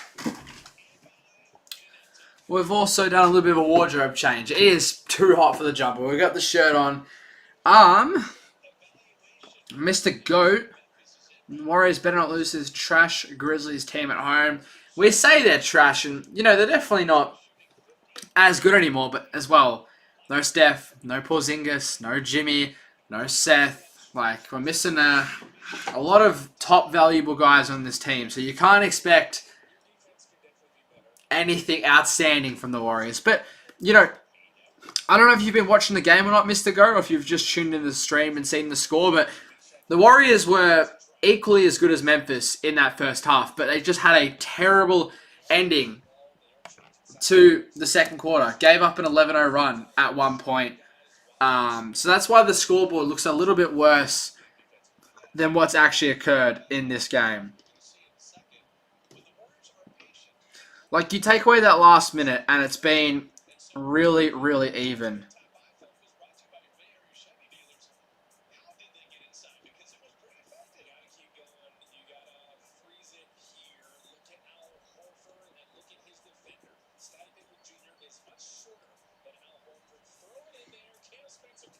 Alright, so just having a quick look at a few things. We are ready to go here in this second half. We're going to need another comeback. I would be a little bit disappointed if we did lose this. I'd be a little bit disappointed because I felt like the last 3 games we had heading into the All-Star break without Steph, that this would be the one we just had to win. Like, if we lost to the Lakers, it is what it is. I know we're going to lose to the Spurs if they're all playing. But this one had to be the one we got to win. At the Chase Center, coming up against an equally undermanned Memphis team. Just felt like an important game to win. You had a day off as well. You know, the All-Star break is right here. It just had to be a win. And there is still a chance we do get the dub here. We are going to need a second half comeback, and we're also going to need 10 more subs in this second half to get to 1.5k. How awesome would that be? But here we go. Warriors v Grizzlies, second half underway. Warriors down by 8. Can we amount the second half comeback? Pippen Jr. getting the ball rolling off the Ty Jerome. Swing past to Wells, pull up Jay, and falls in. So already, Grizzlies go back up by double figures. Blue Jay says Pippen Jr. on fire so far. Yep, it's the same old trend. These role guys just come out of nowhere and seem to have their best performances of the season against the Warriors.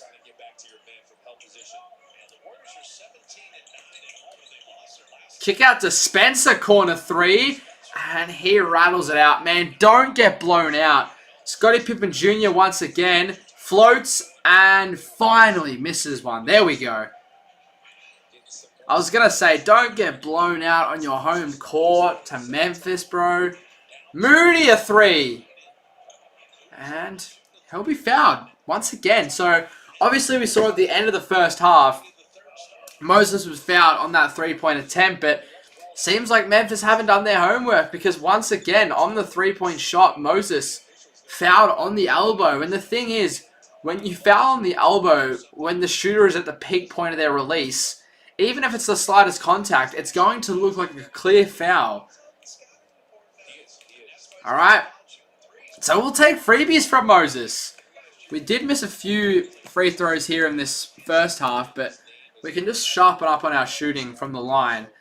Get those couple of extra points. It could be a difference maker at the end of this game.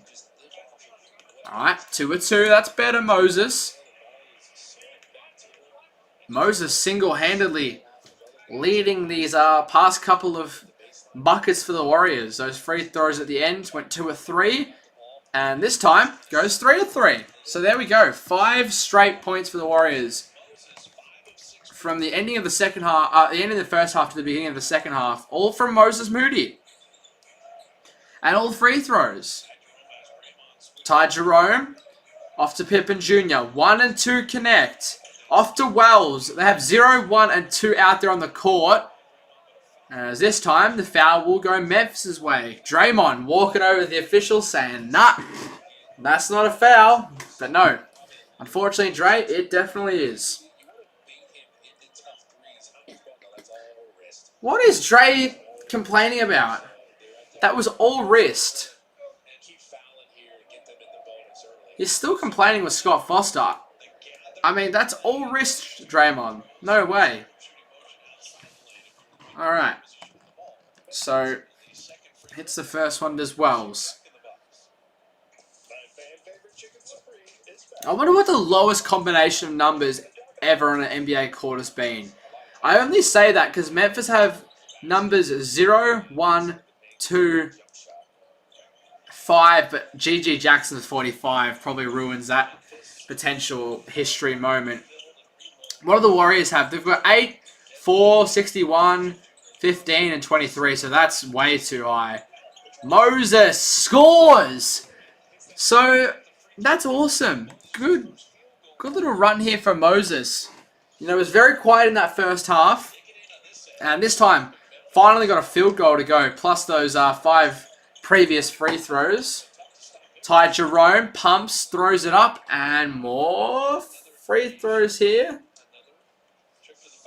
Yep. Oh my god, this second half might go forever here. We got more free throws. We had the 3 from Moses, 2 from Wells, and now 2 more here for Ty Jerome. It was good D from Pat Spencer, but just caught him on the hezzy. Oh, he misses a free throw though.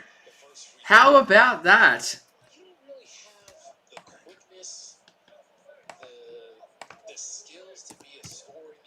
Right on.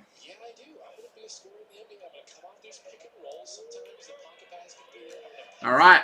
Will he go 0-2 here? Would the crowd get some free chicken? They might have, but he does go 1-2. So it's 70-62 here. Warriors trailing at home. Need to try and get some spark going. We're slowly creeping in thanks to Moses Moody. That turnover by Moses won't help. Jackson comes away with it. Euro step, and he loses the ball. So the Warriors take it right back there off that turnover.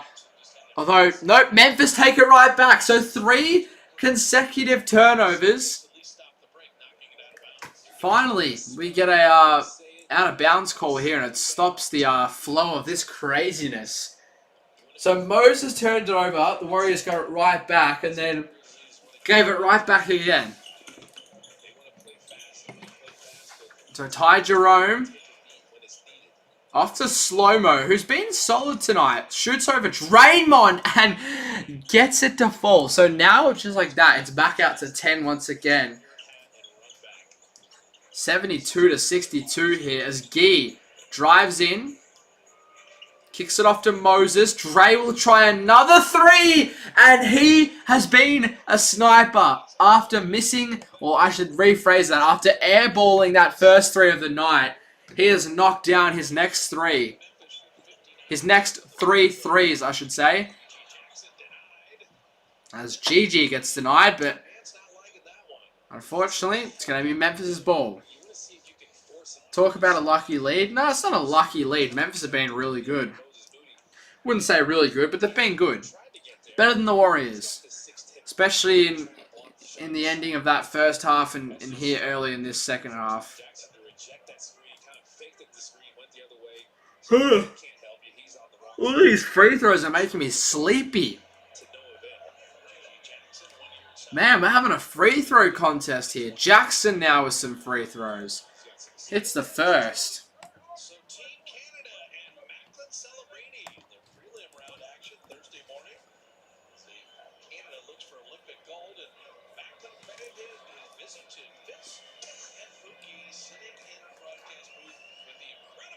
Alright, the second misses. So both teams have definitely missed some from the charity strike tonight.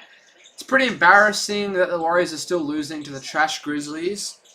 I mean, yeah, we should be winning in a game like this, considering that we, as Pat Spencer, little fading spin move is good. So Pat's been our guy tonight. Loved the output from Pat. He's already got 13 points, and his career high is 20, which he had a couple of days ago versus Phoenix in that good win. So maybe Pat can replicate that here. But yeah, like I said, obviously just then, we beat Phoenix, so we should be beating Memphis. But if we're doing turnovers like that, Draymond just dropping the ball, it's going to make things tough. Because the issue is, it was at 6 points, but now we give away a turnover, and then Ty Jerome scores on the other end. And now it's back out to 8. Ty Jerome must have had this game marked down in his calendar, though. Against the former squad, he's going crazy. But I think... Oh, Draymond finally misses another 3. I think what I like about Ty Jerome, they're efficient, smart buckets. He's not taking really that many outlandish shots, getting to his spot, using the glass.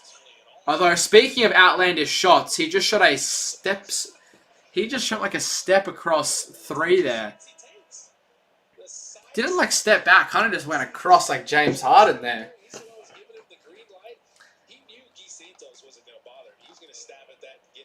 Well, I guess take back what I just said. That was not a very efficient look there. Hello from British Columbia, Canada. Ooh, welcome. And that's another turnover. Taylor Hendricks flips it up. Plus the foul. So that's very, very, very, very bad from Guy Santos. He turns the ball over, trying to dribble with his left hand. Gives up a layup, and then also just does a stupid foul. Like, Hendricks clearly had front position there, had Guy on his hip. Why would you foul if it's clearly going to be a bucket? Like, there was no way Guy was going to stop Hendricks from scoring there. So just let him have the bucket, get the ball back, not just foul, because now they've got a free throw after this timeout. And I think that would put it to potentially the biggest lead of the game. I don't know if Memphis got it to 11 points in the second quarter.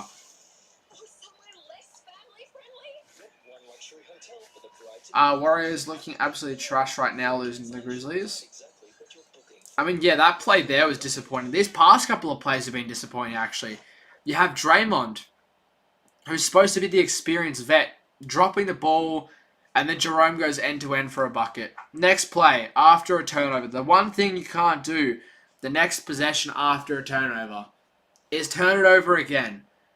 Like, if that's a coach on the sideline, they are absolutely losing it. I'm sure Steve Kerr, that's probably why Steve Kerr called the timeout, to steady the ship, slow things down, talk about why these turnovers are happening. I'm sure, and I'm assuming there's probably a little bit of foul language because of those turnovers. I'm sure Steve would be pissed, but yeah, 2 turnovers and 2 transition buckets, plus the extra and 1 free throw here because of a pretty sloppy Guy Santos foul.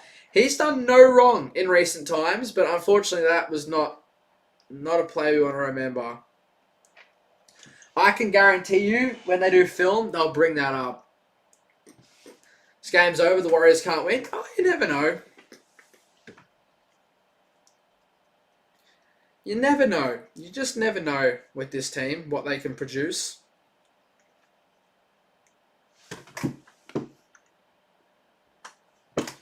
Like, I understand that you might think the game's over, and maybe it is. Maybe it is for all we know. But you want to have at least a little bit of hope and optimism. Otherwise, it's just boring to watch.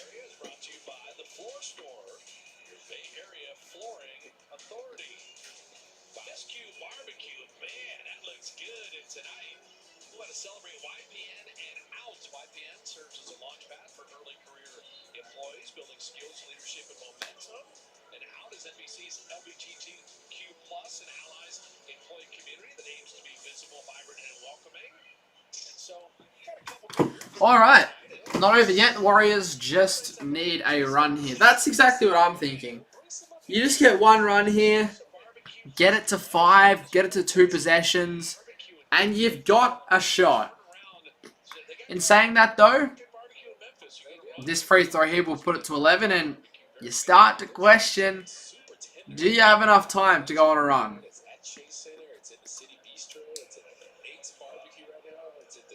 So the Hendricks free throw rattles in, almost missed. Wouldn't have been surprising if it did miss. Both teams have been terrible, and that's 3 turnovers in a row. Draymond Green just throws it out of bounds once again. Oh my god, Steve Kerr must be livid. That is the 5th turnover in the first 5 minutes of this quarter for the Warriors. So 3 of those turnovers have just happened here in this past minute or so. As Spencer, that's Cam, misses the deep 3, although Pat Spencer's also out there. Let's see. What can Pat do? Oh my god. Four turnovers in a row. 3 consecutive Draymond Green turnovers. Get him off the court. He had a great first half. Couple of threes. Hit that one before, but now 3 turnovers in a row. Oh my god, just don't turn the ball over this play. Please, just shoot it. I don't even care if we miss. Just don't turn it over. Yes, we didn't turn it over. Did Podziemski miss a wide open 3? Yes, but that's better than a turnover. You got to take the wins when Steph's not out there. As little as they may seem, that's a win. In my eyes, at least, as a delusional fan. Come on, can we get a bucket here? Podziemski turns it over. Oh my god. Actually, no, it might be our ball, actually. Still, what are these passes from the Warriors? Reckless, lopsided, loopy passes. Just have a bit of control with your passing. Alright, Draymond's going for a rest, which I think is needed. You know, clearly that 5 that we had out there wasn't working. So now we got Pat, Pods, Al, who will shoot the 3 and score. So you take out Dre, you bring in Al, and that's what you get. A quick fire 3 from, as we like to call him on these streams, Uncle Al. So like I was saying, we have 4 guards and Al Horford out there at the moment. Oh my god, why, Steve Kerr? Why? Memphis has been good inside all night. Oh my god, an instant response there from the Grizzlies. That was a deep 3 there. But yeah, like I was saying, I just don't know the idea of having 4 guards in.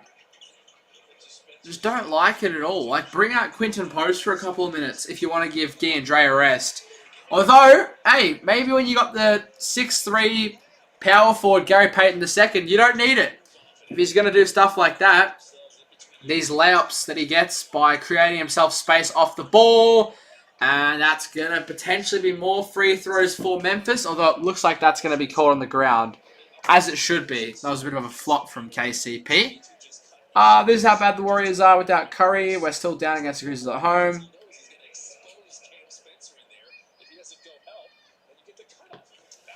Yeah, interesting. Alright, so actually, hang on. Oh my god, I just realized. It was caught on the ground, but now Memphis are in the bonus. They're in the bonus with 5 minutes remaining in the quarter. So now every foul is just going to result in automatic free throws for Memphis.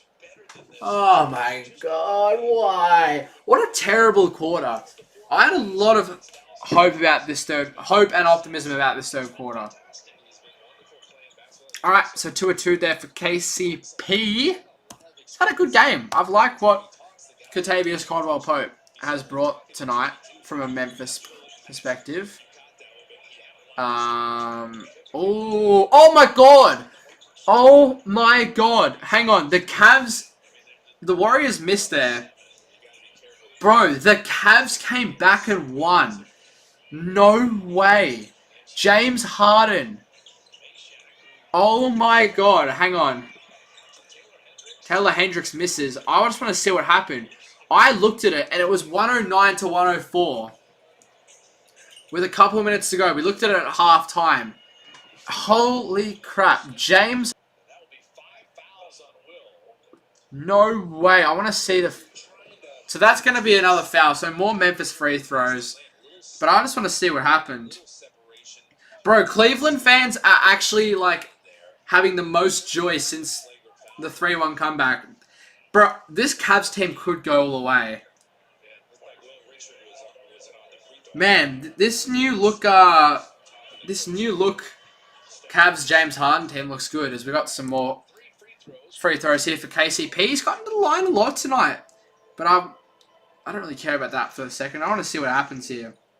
So 35 seconds left in Denver. Harden, a deep step back 3. Oh my god. Oh my god. And then Tim Hardaway Jr. missed the 3 for the win. And then it looks like Donovan Mitchell as KCP goes 2-2. Looks like Donovan Mitchell got fouled with like a second left. And then Jokic missed the game winner. Bro, that's crazy. That's crazy. I might have to go back and watch the replay. The fourth. Oh, that's another turnover from the Warriors. Yeah, we cooked. Although we get it right back. Hang on a second. It ain't over yet. Off to Melton. Oh my god. Another turnover. Hold the effing ball. Oh my god. Hold the ball. What is going on? We have 8 turnovers in the quarter. We had 7 in the entire first half. We've now got 15 as a team. What is going on? Another near turnover. Lucky that went out of bounds. It'll be Warriors ball. Javon Small with the deflection. Nearly got the interception steal there. Read the pass well, but just reckless passing from the Warriors. An embarrassing quarter in all honesty. Like, considering, like, no disrespect to Memphis, but considering we're coming up against Memphis, yes, I know we don't have Steph, but still, like, oh my god. So Memphis now up by a lot. We're in trouble here. I'm actually very disappointed in this third quarter. I was actually happy. I was very happy with the first quarter. I was moderately happy with the second quarter. You know, take away that last minute. But this third quarter, man, it's been terrible. Terrible. 8 turnovers. We had Memphis in the bonus with 5 minutes left. No fluent offense. Just looked flat. KCP misses. Can we do what Memphis did in the second? Despite being terrible all quarter long and being the worst team in the quarter, go on a late, undeserving run to swing things in our favor. Can we do that? Back to Melton, and he smokes the layup. Melton's had 2 really bad games in a row here. He's now 1 of 6, and he was 2 of 10 in that loss versus the Lakers. Although Pajemski's looking to turn up the heat for the Warriors, but he smokes the layup. Oh my god, no. What is going on? What is going on? Oh man. Cam Spencer. Skip pass out, and that actually could be the ball game already. We are now down by 16 points following that Memphis 3. With 2 minutes remaining. Oh my god. Oh my god. Pajemski. Pods, like, you know it's bad when, considering the hate Pods gets, he's like the only player out there doing anything. But I think the big difference tonight for Memphis has been their bench. Like, they've had a lot of bench production from Small, Hendricks, Scottie Pippen. Oh my god, speaking of Small, he cashes in the elbow 3, and now the Warriors are back down. Oh my god, this is getting worse. It's somehow gotten worse. Like, I was expecting the Warriors to come out and think, alright, we're probably going to lose against San Antonio's Uncle Al. Back to the basket. Spin move there. I thought the Warriors would come out in the second half and think, look, we're probably going to lose to Spurs, considering how good they are. Small splits the D, kicks it out to Hendricks, 1 more to Spencer. We're probably going to lose to the Spurs, so this is our last chance our last real chance at a win, as Melton will get a fast break dunk here. Yes! Alright, hang on a second. But yeah, like I keep trying to say it, but I keep getting cut off. Like I said, I thought the Warriors would come out the idea that, hey, we're probably not going to beat the Spurs in a couple of days' time. This could potentially be our last good chance at a win pre-All-Star break. Let's go out, bring the energy as Cam Spencer rattles in a deep 3. You know, let's come out, bring the energy,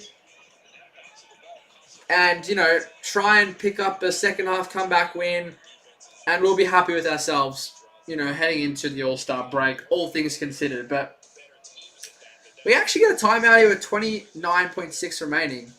Pretty pointless timeout, but I guess give a bit of energy here in this final 29.6. But yeah, we're now down by 16. I think the issue this quarter, well, there's been a couple of issues. The main one is just the turnovers. Like 8 or 9 turnovers for one quarter, considering you only had 7 in the entire first half. That's very disappointing. That is very disappointing. Now, that just comes down to recklessness and also just simply laziness. You know, when the fatigue kicks in, you're not as precise and thoughtful with your passes. You know, looking around, seeing who's there, making sure you put enough on it.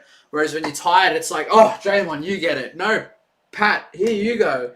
And it's like, that's just how sloppy turnovers happen. And then we're not even really hustling to get back on D after the turnovers. So, yeah, the effort level in the third quarter has been pretty poor. But in saying that, I did say a lot over the past week, don't take any of these games too seriously. Like, we are battered, we're bruised, we're fatigued, we're tired, we're injured. We're in need of that week off. So, like I've said a lot in the recent weeks, don't judge this team until Steph, Porzingis, and Seth are out there post All-Star break. If the same stuff's then happening, yeah, the season's probably a wraps. But I want to see what happens once we get those guys out before I start making any bold end-of-season predictions with this team. But yeah, it is very, very evident that the Warriors are just hoping to just crawl through to the All-Star break. I wouldn't be surprised if they rest some of the older guys versus the Spurs. Just give these guys literally as many days off as possible. Although one day off doesn't seem like much, in the grand scheme of things, it will matter. Like, I wouldn't be surprised if Dre doesn't play, if Al doesn't play, and maybe the Spurs rest some guys too. But from a Warriors perspective, I wouldn't be surprised if Al, Dre, maybe even Melton don't play. And honestly, as bad of it, because I probably will stream that game as well. Like if I'm not working and if I don't have anything on, regardless of what I think is going to happen and regardless of what does happen, I will stream every game possible. So I will stream that one versus the Spurs. And although it would be annoying seeing an even worse blowout loss, I would be happy if the Warriors rested all those guys. If it means we come back super duper fresh post All-Star break. Rest Horford, rest Dre, rest Melton, rest anyone who has any kind of nagging injury concerns. Just give these guys as much rest as possible. I can't see what that chat says. Why do YouTube not have like a translate feature for the live chat? Like, it would be so helpful. Alright, so 29.6 remaining. We've got Pods, Moody, Melt, Gee, and Horford as, once again, Moody draws contact on a 3-point shot. This is the third time tonight Moses has fouled on a 3-point attempt. So that's 9 free throws just from those fouls on the 3-point attempts alone. But I don't know why. Like, Memphis keep doing the same thing. You never foul at the peak point of the release. I know it's like easier said than done, but like you can never get away with it if that's when you're fouling. Alright, so 28.3 remaining on the clock. Moody hits the first and the second. So after missing a couple of free throws earlier in the game, at least the Warriors have sharpened up on that a little bit. You try and find, I guess, any positives we can. I guess that's one. Better 3-point shooting in the quarter. No, not better 3-point shooting, better free throw shooting. I wish we had better 3-point shooting. But in saying that, like, down by 12, we had a big comeback versus the Suns a couple of days ago. So it's not out of the realm of possibility. Do I think it happens? In all honesty, no. Especially if GG hits it, and of course he does. Memphis have put up 98 points in the first 3 quarters. I literally said it at the beginning of the stream, as Gee does score there with 2.2 left, so that's a helpful bucket. Does it do much to shift the momentum? Not really. But that was my big question. at the beginning of this stream, my big determining factor of this game. Can the Warriors match the scoring output of Memphis? Memphis have been a very, very high-scoring team over recent years, regardless of who's been out there. It's naturally how they play. Can the Warriors, who have been only averaging the 98 points a game since the Steph injury, match Memphis' scoring? And they've tried to match it, but as a result of that, they've run out of steam early and now just have a plethora of turnovers to their name. So, yeah. Do I think we win this game? In 100% honesty, no. But you just never know. So yeah, it does suck though. I'm just seeing more news about the All-Star game. Couple of good players aren't playing. That does suck.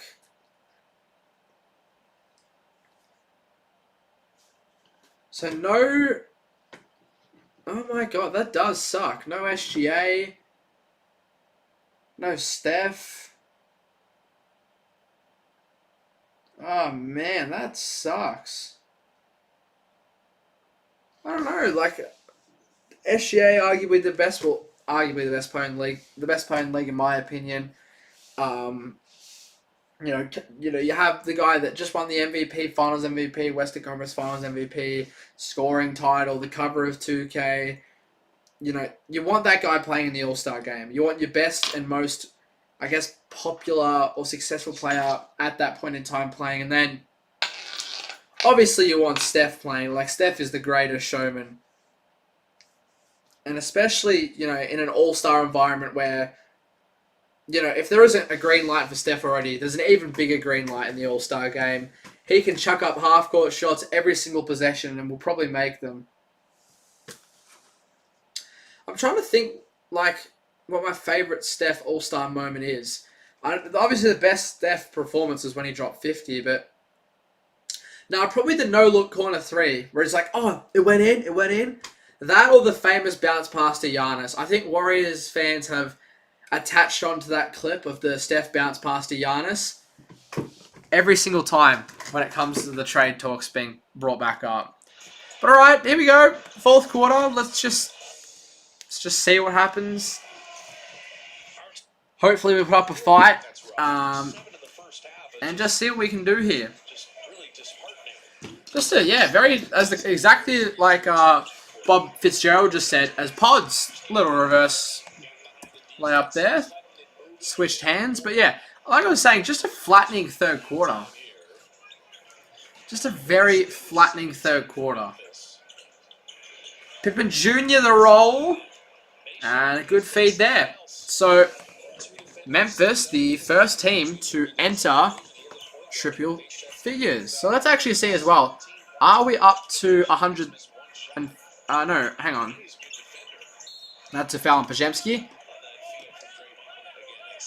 That's alright. Oh, we've gained 2 subs. That's alright. We might not get 1,500. But, look, still some good sub growth in this game. Hopefully, maybe get there in the final stream before the All-Star break versus the Spurs. Or maybe even before that with some of the other content. Obviously, got a video coming out soon. And plenty of shorts. Alright, come on. Let's amount a little bit of a comeback, surely. Pajemski misses. GG Jackson. So Quinton Post finally comes into the game. Does get scored on straight away. But, I mean, like, why bring him in now? What's bringing him in the fourth quarter going to do?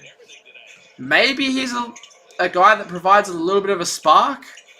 But I just don't see it. Dre, a corner 3! He's hit a couple tonight. Hey, we take that. We take that. 4 threes for Dre. Has got probably 3 or 4 turnovers as well. But I love seeing Draymond hit a 3. The little boom celebration after. And good D from Pods. Alright, Warriors building something. Chase and a crowd getting a little bit excited here. As slow-mo checks into the ball game.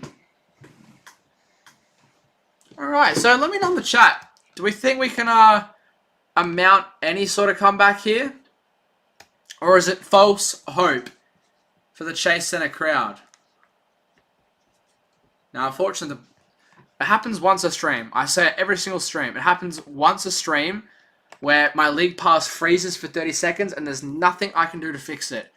I've reached out to them and we just haven't figured out why it's happening. So, luckily it wasn't at a very important moment. I'm assuming we've missed probably a bucket.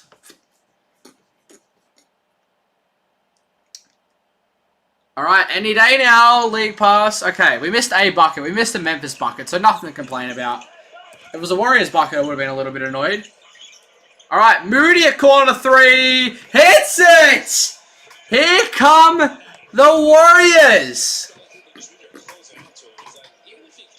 Hey, another 3 here for the Dubs. Memphis might have to call time. Pippen Jr. fading and scoring. Not if Scottie Pippen Jr. is doing that. He's been elite tonight. I was going to say awesome, but I think he's been better than awesome. Only missed the 1 shot. Alright, it's going to be a foul there. Another green turnover? Yeah, I would have missed that, wouldn't I?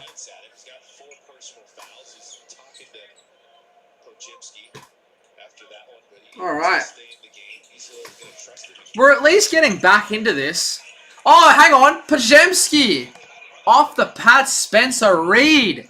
Good cut from Pods. Good work.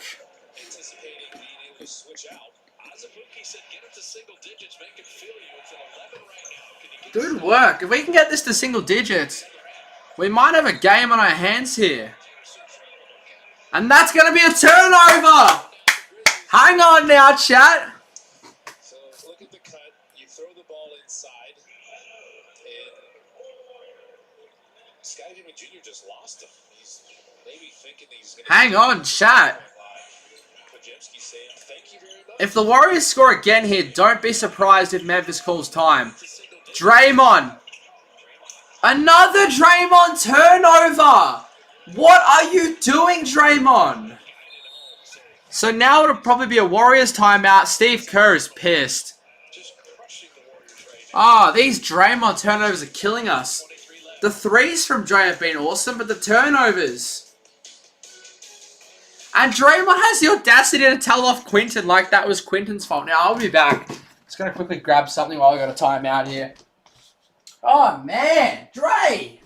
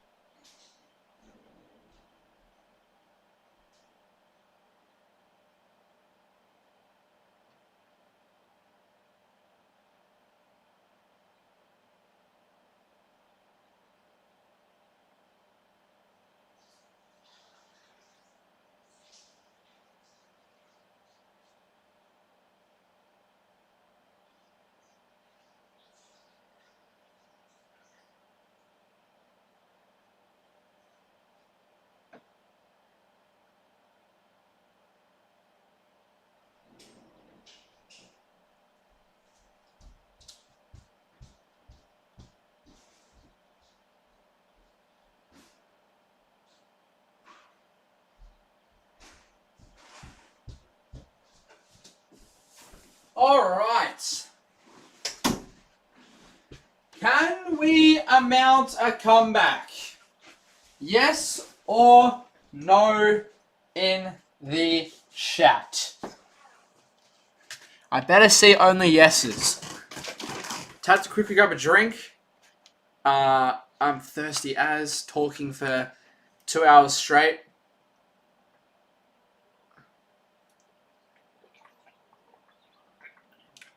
Alright. Alright. That's much better. Fake comeback by the Warriors, not fooled. Can I disagree with that? Probably not, but we'll see. What is that? So this is my thing with Draymond. Like, those threes tonight from Dre have been awesome. They've got the team fired up.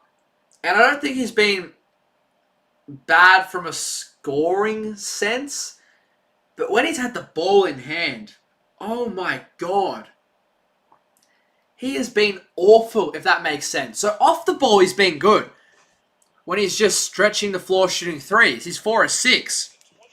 Our best three-point shooter tonight. But when he's been facilitating and ball handling, he's been terrible. He's got 7 turnovers. Oh my God. Come on. This is just... Come on. Pick it up. Here we go. Let's get hype in the chat. Come on. Let's help ignite a run. Pajemski. Come on, boys. A travel. Oh, pods! I should probably close the window if I'm going to be screaming like a psycho. But these turnovers! What? I'm not going to swear, but what the F? Oh, what are these turnovers? Just hold the ball. Pass it around. Get good looks. Stop with all this nonsense. Guy Santos. Quinton Post in the corner. 6 to Spencer. Come on! Pat Spencer loves those little reverse layups where he switches hands. Come on. Oh, another turnover! Oh, I'm going to lose it. I'm going to lose it, chat. I'm going insane. Hold the ball. Holy shit. Every time we get momentum, we just turn the ball over. 20 turnovers. Jerome a 3, misses. Memphis isn't, like the commentary team just said, Memphis isn't scoring. But neither are we. We're turning the ball over every... Oh my God, another turnover. Oh my God, another turnover. Oh my God, I can't watch. Oh my God, I can't watch this. I can't watch this. Oh my God. This is some of the worst Warriors basketball I have seen in a while. Can we count all these turnovers? 1, 2. Oh, no, you can't see all the feed. How do you do all the feed? All players. How? I want to have a look at this, if it'll load. So, turnover, turnover, turnover, turnover, turnover. Oh my God. 1,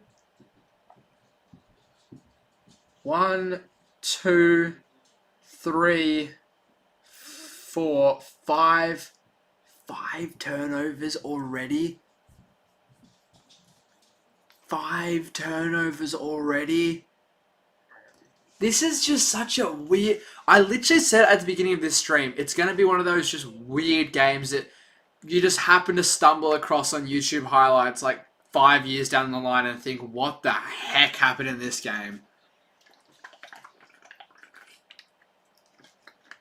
Neither team getting 20 plus in the fourth is plus 9,000.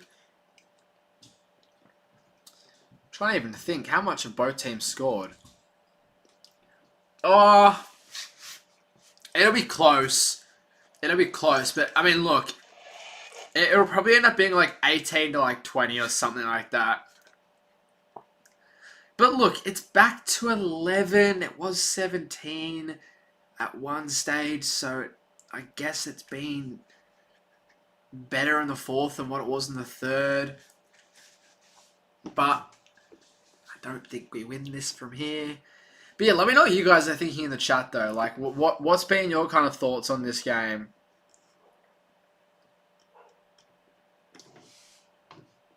Any takeaways? There is some definitely positives, negatives. Anything you've got?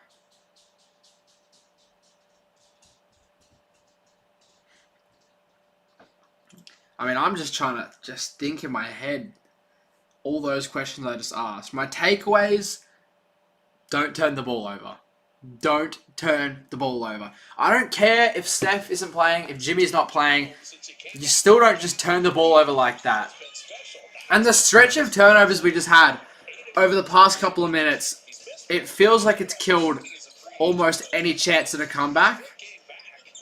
Other than that, I think it hasn't been that bad of a performance. Like, outside of just the turnovers. But unfortunately, turnovers in today's NBA, with how good players are in transition, are just killer. Alright, so we have challenged the call. So potentially the foul here on Pods will be changed to a foul on GG, an offensive foul. And it has been. So a successful coach's challenge. And this is going to be a last-ditch effort at a comeback here with 6:50 remaining. Down by 11. Melton. Oh my god, nearly another turnover. One more turnover remaining the stream. Oh, it's going to be Warriors ball. Alright, so it's knocked out of bounds there off Melton. So we have 2.9 here. Off this inbound. To try and get a bucket to bring it back to single digits. Cam Spencer defending the inbound. GP to the inbounder. And he gives it to Pat. Pat fading. Oh! Barbecue chicken. Pat Spencer. That had like zero chance of going in. And he somehow found a way to hit the back of the net. Chase had a crowd actually getting up for this. We've got some defense chance. Hendricks misses the 3, and we get the rebound. Here we go. This will be the chance now to really get the crowd popping and on their feet. Gee to the rim. Draws card to run! Oh, they caught a travel. Oh my god. Oh my god. Oh my god. Oh my god. Oh my god. Why? Why? 1, 2. Oh, that's a travel. No, that's a travel. He slightly moved his landing foot. Oh, bro, that would have been awesome. Oh, that would have been awesome. Would have put it to 101, 108, plus the free throw. 6-point game, 6 minutes left. Oh, my God. Why? Why another turnover? These turnovers are giving me a headache. I think I'm actually going insane by the minute here. Ty Jerome's a good player. Yeah, he is a good player. Sucks that, unfortunately, he became a good player once leaving the Warriors. Alright, here we go. 6:06. Small with the ball. Now off to Spencer. Behind the back dribble. Melton the half-court press. Warriors' defense has definitely picked up, but the offense and the handling of the ball just continues to get worse as Hendricks smokes the layup. So we are keeping ourselves in it because of how elite our defense has been here in this fourth. But our offense has just been appalling. Melton misses. Gee, the tip in. Okay, so we enter triple figures here. We are set to have... Oh, steal! Go! Horford! Gee! Get it up! No, another turnover! Gee drops the ball. Oh my god. These turnovers. Oh my god. And Memphis hit a 3. Oh my god, bro. These turnovers are going to be the death of me. How many times... We've turned the ball over 16 times in the second half. If we just held on to the ball, we actually would have won this game. This is shocking. These turnovers are shocking. Okay, we get a bucket though. Al Horford, there we go. Alright, so timeout Memphis. 4:48 left. Oh my god. So Al Horford finally gets things a little bit back in the Warriors' favour. That was a good steal from Pat.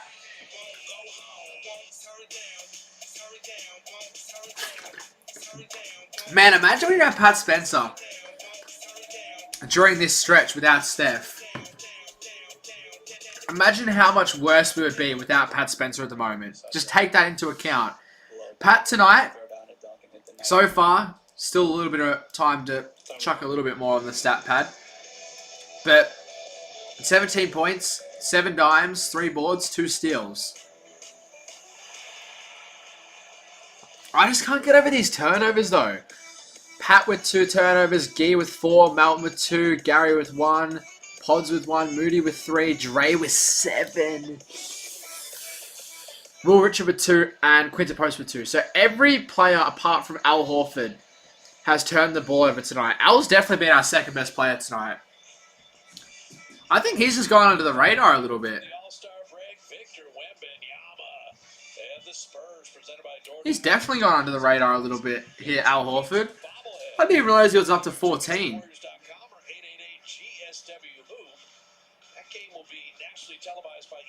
Oh my god, Warriors Spurs in 2 days' time.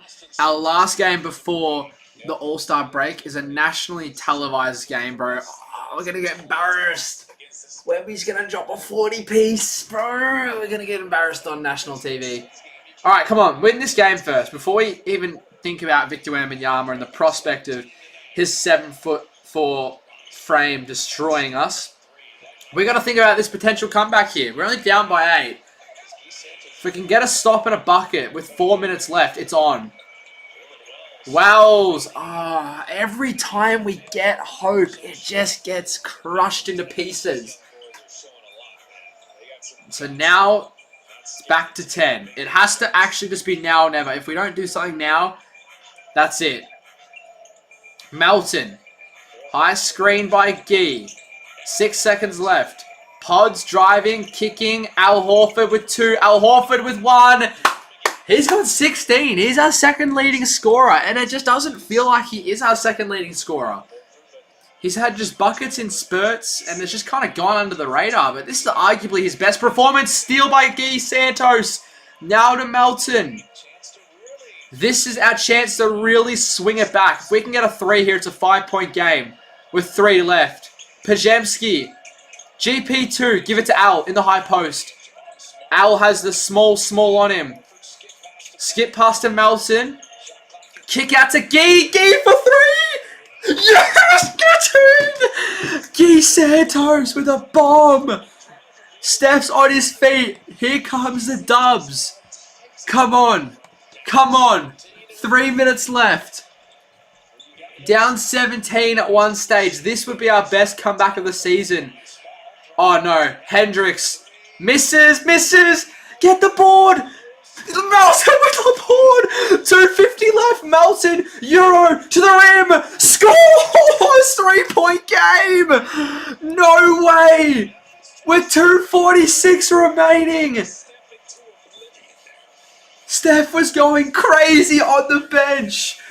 3-point game. The Warriors on a 9-2 run. Oh my god. A 10-point swing for the Warriors here in this last quarter.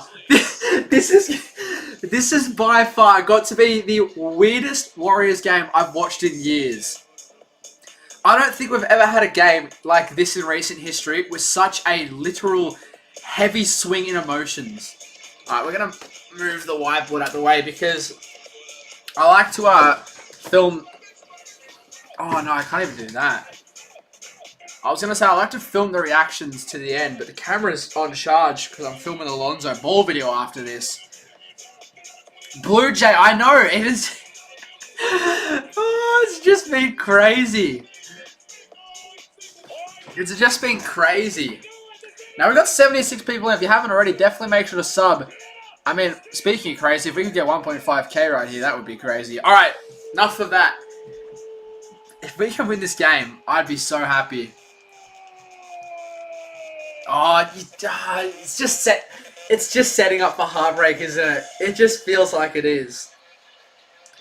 Man, the mass amount of turnovers in this game is ridiculous, though. Well, you're down 17. You've got 23 turnovers. You can't get anything going. I just don't know how this occurred. Like, we were down by so much. And now we got 2:40 left. Down by 3. Can we amount one of our best comebacks of the season without Steph, without Jimmy, without Porzingis? Spin move for Gigi Jackson. He misses. Al brings the rebound in. Off to Pajemski. Set him a high screen. He gets it. Don't shoot it, Pods. Don't shoot it. Give it to Gee. Gee gets it now. He'll drive. Oh no, another turnover. Although that could be Warriors ball. It is Warriors ball. Gee dropped it. He got blindsided from behind there on the double. But lucky that's off Memphis. So we got 7 seconds to create something here. We got 7 seconds to generate something. Al's got a mismatch here. Get it to Al on the high post. Nope, gives it to Moody. Moody with 5. Moody with 4. Moody's going to have to pop it from deep. Nope, drives in. And scores! Moses Moody puts it to a 1-point game.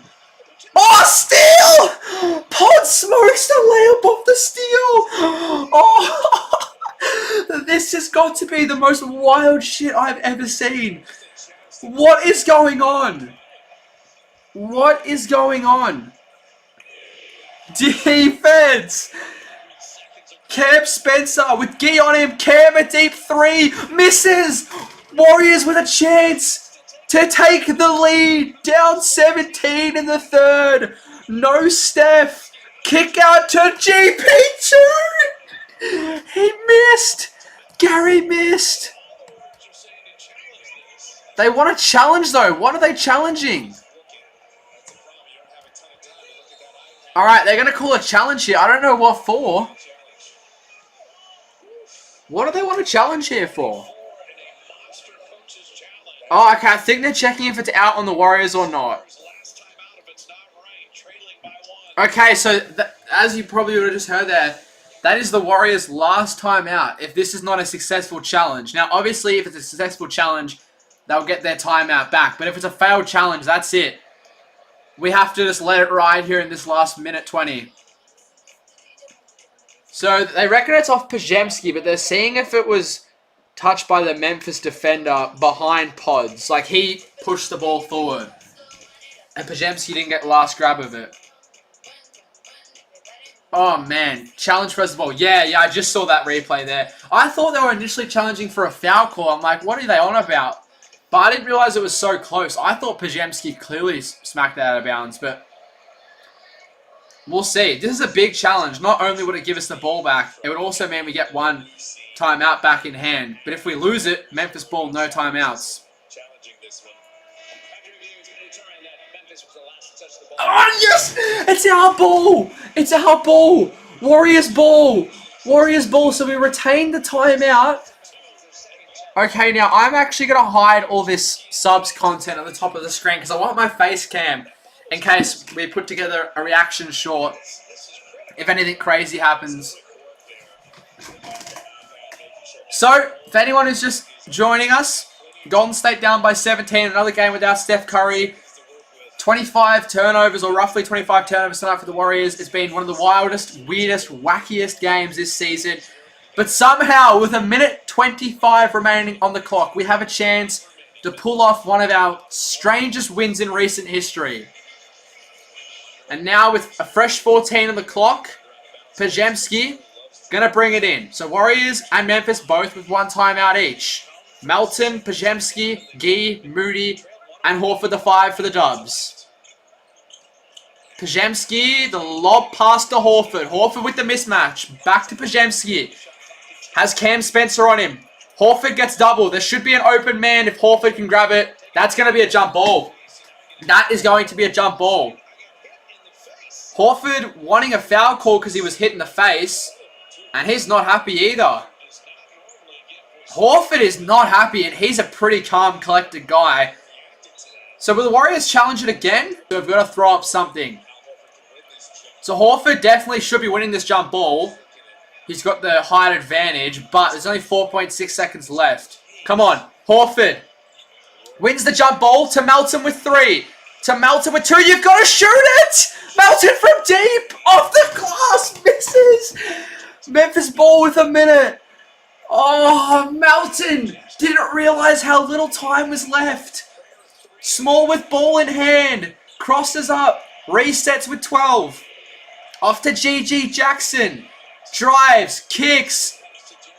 Just no threes. With 3. Just no threes. No threes. Small to seal it. Air balls. Warriors ball with 44. He airballed. Shot clock violation. I'm nervous. Oh, come on. Let's steal it. So Warriors will get the 2-for-1 if we play our cards right here. Small with the full court press into pods.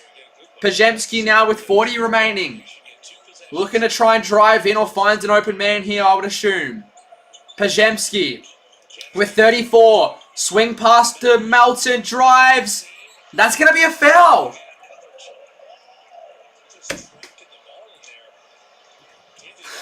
Oh my God. We're going to get another jump ball. Another jump ball. The second one in this final minute. The Warriors win the jump ball to Horford with 20. Horford misses. Misses the tip in. Gets it back. Off to Gee. Just put it in. Gee! With 19.4. Warriors take the lead. Shot clock is off. 15 seconds. Small to the rim. Doubles. Small. Throws it up. Misses. The Warriors win. Yes. Warriors win. Warriors win. Gee Santos seals it.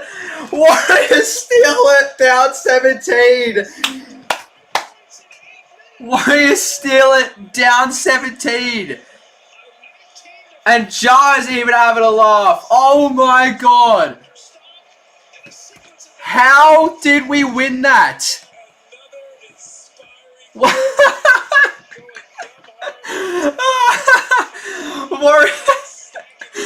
That has got to be one of the weirdest wins ever. So Horford missed, then missed the tip in, fell to the ground, somehow gave it to Gee, and Gee just threw it up, scored, and then on the other end with 19 seconds left, Small couldn't get it off. And I don't know what that sound was playing for a second there. I don't know if you guys even heard that, but something started playing. Oh my God, what a win. Now, if you are just leaving, hope you all did enjoy this stream. A really good win before the All-Star break. It doesn't feel like we've won this game, to be honest. That is 8-10 mark. It was 108 to 95. And even at the 5-minute mark, we were down by 10. So that's our second double-digit comeback win in the fourth quarter since Steph Curry's been out. That win versus Phoenix was insane, but this one probably tops it with just how weird it was. But Al Horford with that steal at the end was crazy. Something started playing at the end, which put me off for a second. I appreciate you joining, Blue JM. Appreciate your chats. You were definitely one of my favorites tonight. You were giving some good chats in there, so I appreciate you for joining. Hopefully see you around. Andrew W. It was a good dub. It was a good dub. It was a weird one, but it was a win. But it's just not often you win a game when you play like that. I will say, though, taking Draymond out late in that game definitely played a factor in the win. Definitely played a very big factor in the win.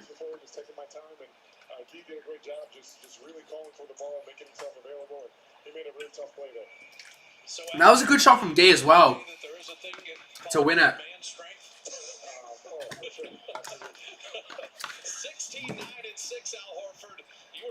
I just want to have a look. See if the Warriors post has been up. Man, Gee and Pat and Al. Oh, man. If,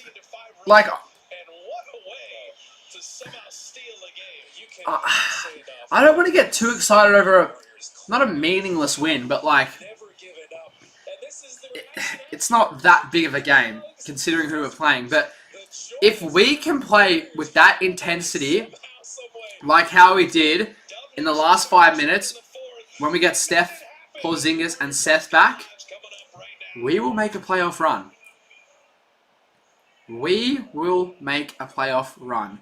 But man, Pat and Guy, I don't know why I haven't thought of this. I should probably make a video on those two and the energy and intensity they've both been bringing recently. But man, what a win. And the thing is, I'm not going to lie, I nearly wasn't going to stream this game today. And imagine I didn't. But I can't believe that. Guy Santos with the game winner. I just want to see the comments on the Warriors' final score post. But yeah, Guy Santos, first ever game winner. That was awesome. That was awesome. That was awesome. But it's just such a weird win. Like down 17, it looked like we couldn't put together one offensive possession, and then all of a sudden, bang, bang, bang, and it's like, oh my god, we just won. Like, it just did not feel like we were. It still doesn't feel like we've won this game. Spencer played 25 and only scored 2 points. What the F? Yeah, the battle of the Spencer bros went to Pat here once again tonight. Pat with 17, 7 assists, 3 rebounds, 2 steals, and Cam Spencer, only 2 points, 4 rebounds, 4 assists, 1 of 6 from the field. But yeah, what a crazy win. I hope you, if you are heading up, did enjoy this stream. If you did, please make sure to drop a like and subscribe. We are very, very close to 1,500 subs. We're only 6 away, so you know, to the 88 in here, I'm sure if 60 sub, we'd hit that. Let's see if we can hit it. Let's see if we can hit it. Come on. Let's go, guys. Let's smash that like button right now. We'll stay on live until we hit it. We'll stay on live until we hit it. But I don't know. So did you guys hear the video? So I use the ESPN website for the live timer of the game. That little white box down there underneath the quarter 4 text. But because I use that, ESPN sometimes brings up random clips and random. Really wild game, that one. Alright. Yeah, I guess we'll see if we can get 1,500 and we'll go through the box score. So for the Grizzlies, Ty Jerome, 19 points, 7 assists, 3 rebounds, 2 steals. Taylor Hendricks, 15 points, 10 rebounds, 3 steals. He was good. He was really, really good. Didn't have a great second half. Was pretty inefficient in the second half, but he was good in the first half. Scottie Pippen Jr., 11 points. I don't know why he wasn't out there as much late in the game. He was 83% from the field. Meshack, 17 points. KCP, 15. Wells, 10. Like, you'd be disappointed if you're a Memphis fan. Like, they played a pretty solid brand of basketball, all things considered. Alright, let's have a look at the comment section. Guy Santos with 2 game winners in the span of 3 games. Yeah, true. True. True. I mean, that one was like more of a game winner compared to the last one from Guy.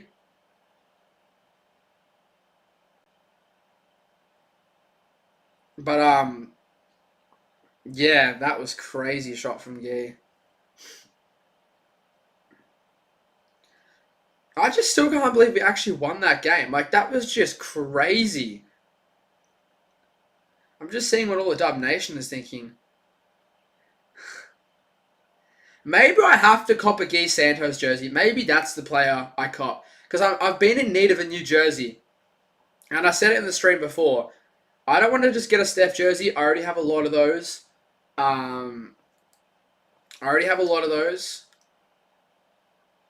So I want to get one of the unique role guys, whether it's a Guy, whether it's a Pat, a GP2. But in saying that, we'll quickly run through the Warriors box score.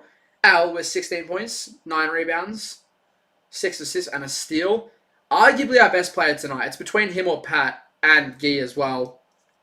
Pat with the 17, 7 assists, 3 rebounds, 2 steals. Gee, 16 points, the game winner as well. 8 rebounds, 2 assists, 1 steal. Pods with the 16 points, 4 rebounds, 5 assists, 1 steal. I said I wanted at least 12 plus from Pods in this game, which is his average.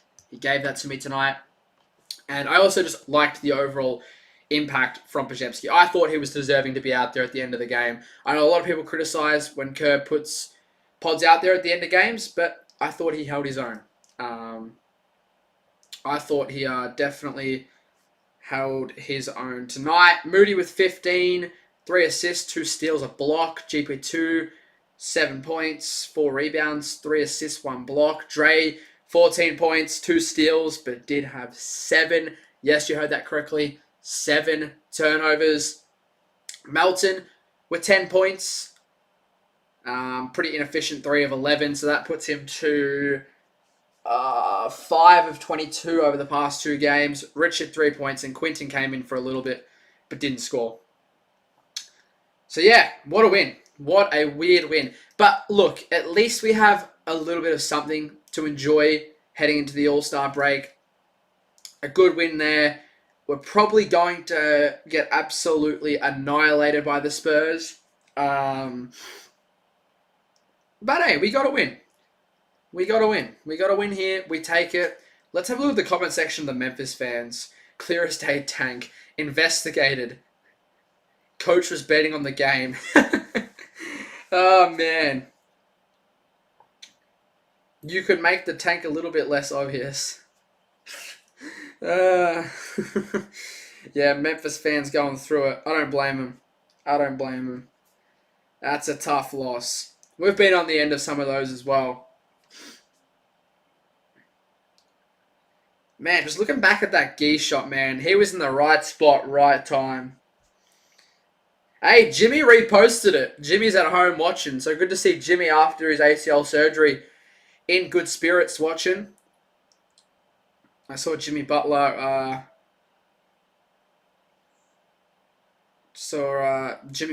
repost that Guy Santos game winner that the Warriors posted on Instagram.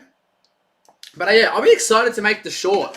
The last post-game short I did in that loss versus the Lakers game with 13K. So hopefully with the Guy Santos game winner, might do even better. But we'll see. But yeah, in terms of kind of content for the rest of the week, we've obviously now got San Antonio in 2 days' time. We have tomorrow off before we once again light it up at the Chase Center. Take on the Spurs. We'll see if Wemby, Fox, Castle, Vassell, all those guys play. Taking the assumption they will, but we'll wait and see. Yeah, we'll stream that game Wednesday night local, Thursday for the international fans. And that'll be the last stream for about 7 to 8 days before we have the big All-Star weekend break. A needed break, I feel like, from a streaming and just from like a Warriors team perspective. It's been a very high blood pressure start to the season. But yeah, I'm excited for what's to come in the second half of the year. In terms of this team, I still think this team's got a bit left in the tank. You know, with the hustle we're seeing from guys like Gary, Al, GP. I just said GP twice. I was going to say Guy and Pat. If we can get Steph out there healthy, doing his little thing. Porzingis just gives us 14 and 7 a night. Seth comes back for a couple points on the bench, another sniper. Get Lonzo Ball. We might be an alright lowest seeded playoff team. Maybe a first round upset. We'll see. And yeah, like I said, obviously in terms of short form content, obviously the post-game recap will be out in a few hours. Got to hit the gym after this, despite me being so tired. And then yeah, I'll work on that Lonzo Ball video, talking about that. Prospect of Lonzo being signed. And then yeah, we'll move on from there. We'll probably have a bit of a rest next week in terms of all assets of content. Still probably have a little bit of something out. But actually next week I'll probably do a video on Guy and Pat, talking about their impact kind of leading into the All-Star break. So that'll probably be what you expect next week. But obviously, I might even do like another 2K rebuild stream. But yeah, thank you all for watching. I don't know what to say. Just a weird game. This will be one of those, like I said before, and now if you include the result, one of those games, 5 years, you just randomly stumble upon the highlights on YouTube of, and you think, wow, what a weird game. But thank you for watching as always. Appreciate the support. I hope to see you all. We gained one. We gained one last sub. Hopefully we get 4 subs off the short today and we get to 1,500. But yeah, as always, appreciate the support. Weird win. Guy Santos, I love you. I'm probably going to get a Guy jersey when I go to the Warriors shop in San Fran in April. But yeah, good win. As always, stay safe. Much love. And yeah, make sure you join the last kind of stream pre All-Star break versus Spurs. Same time, 7 p.m. local. Yeah, see you soon. Good dub.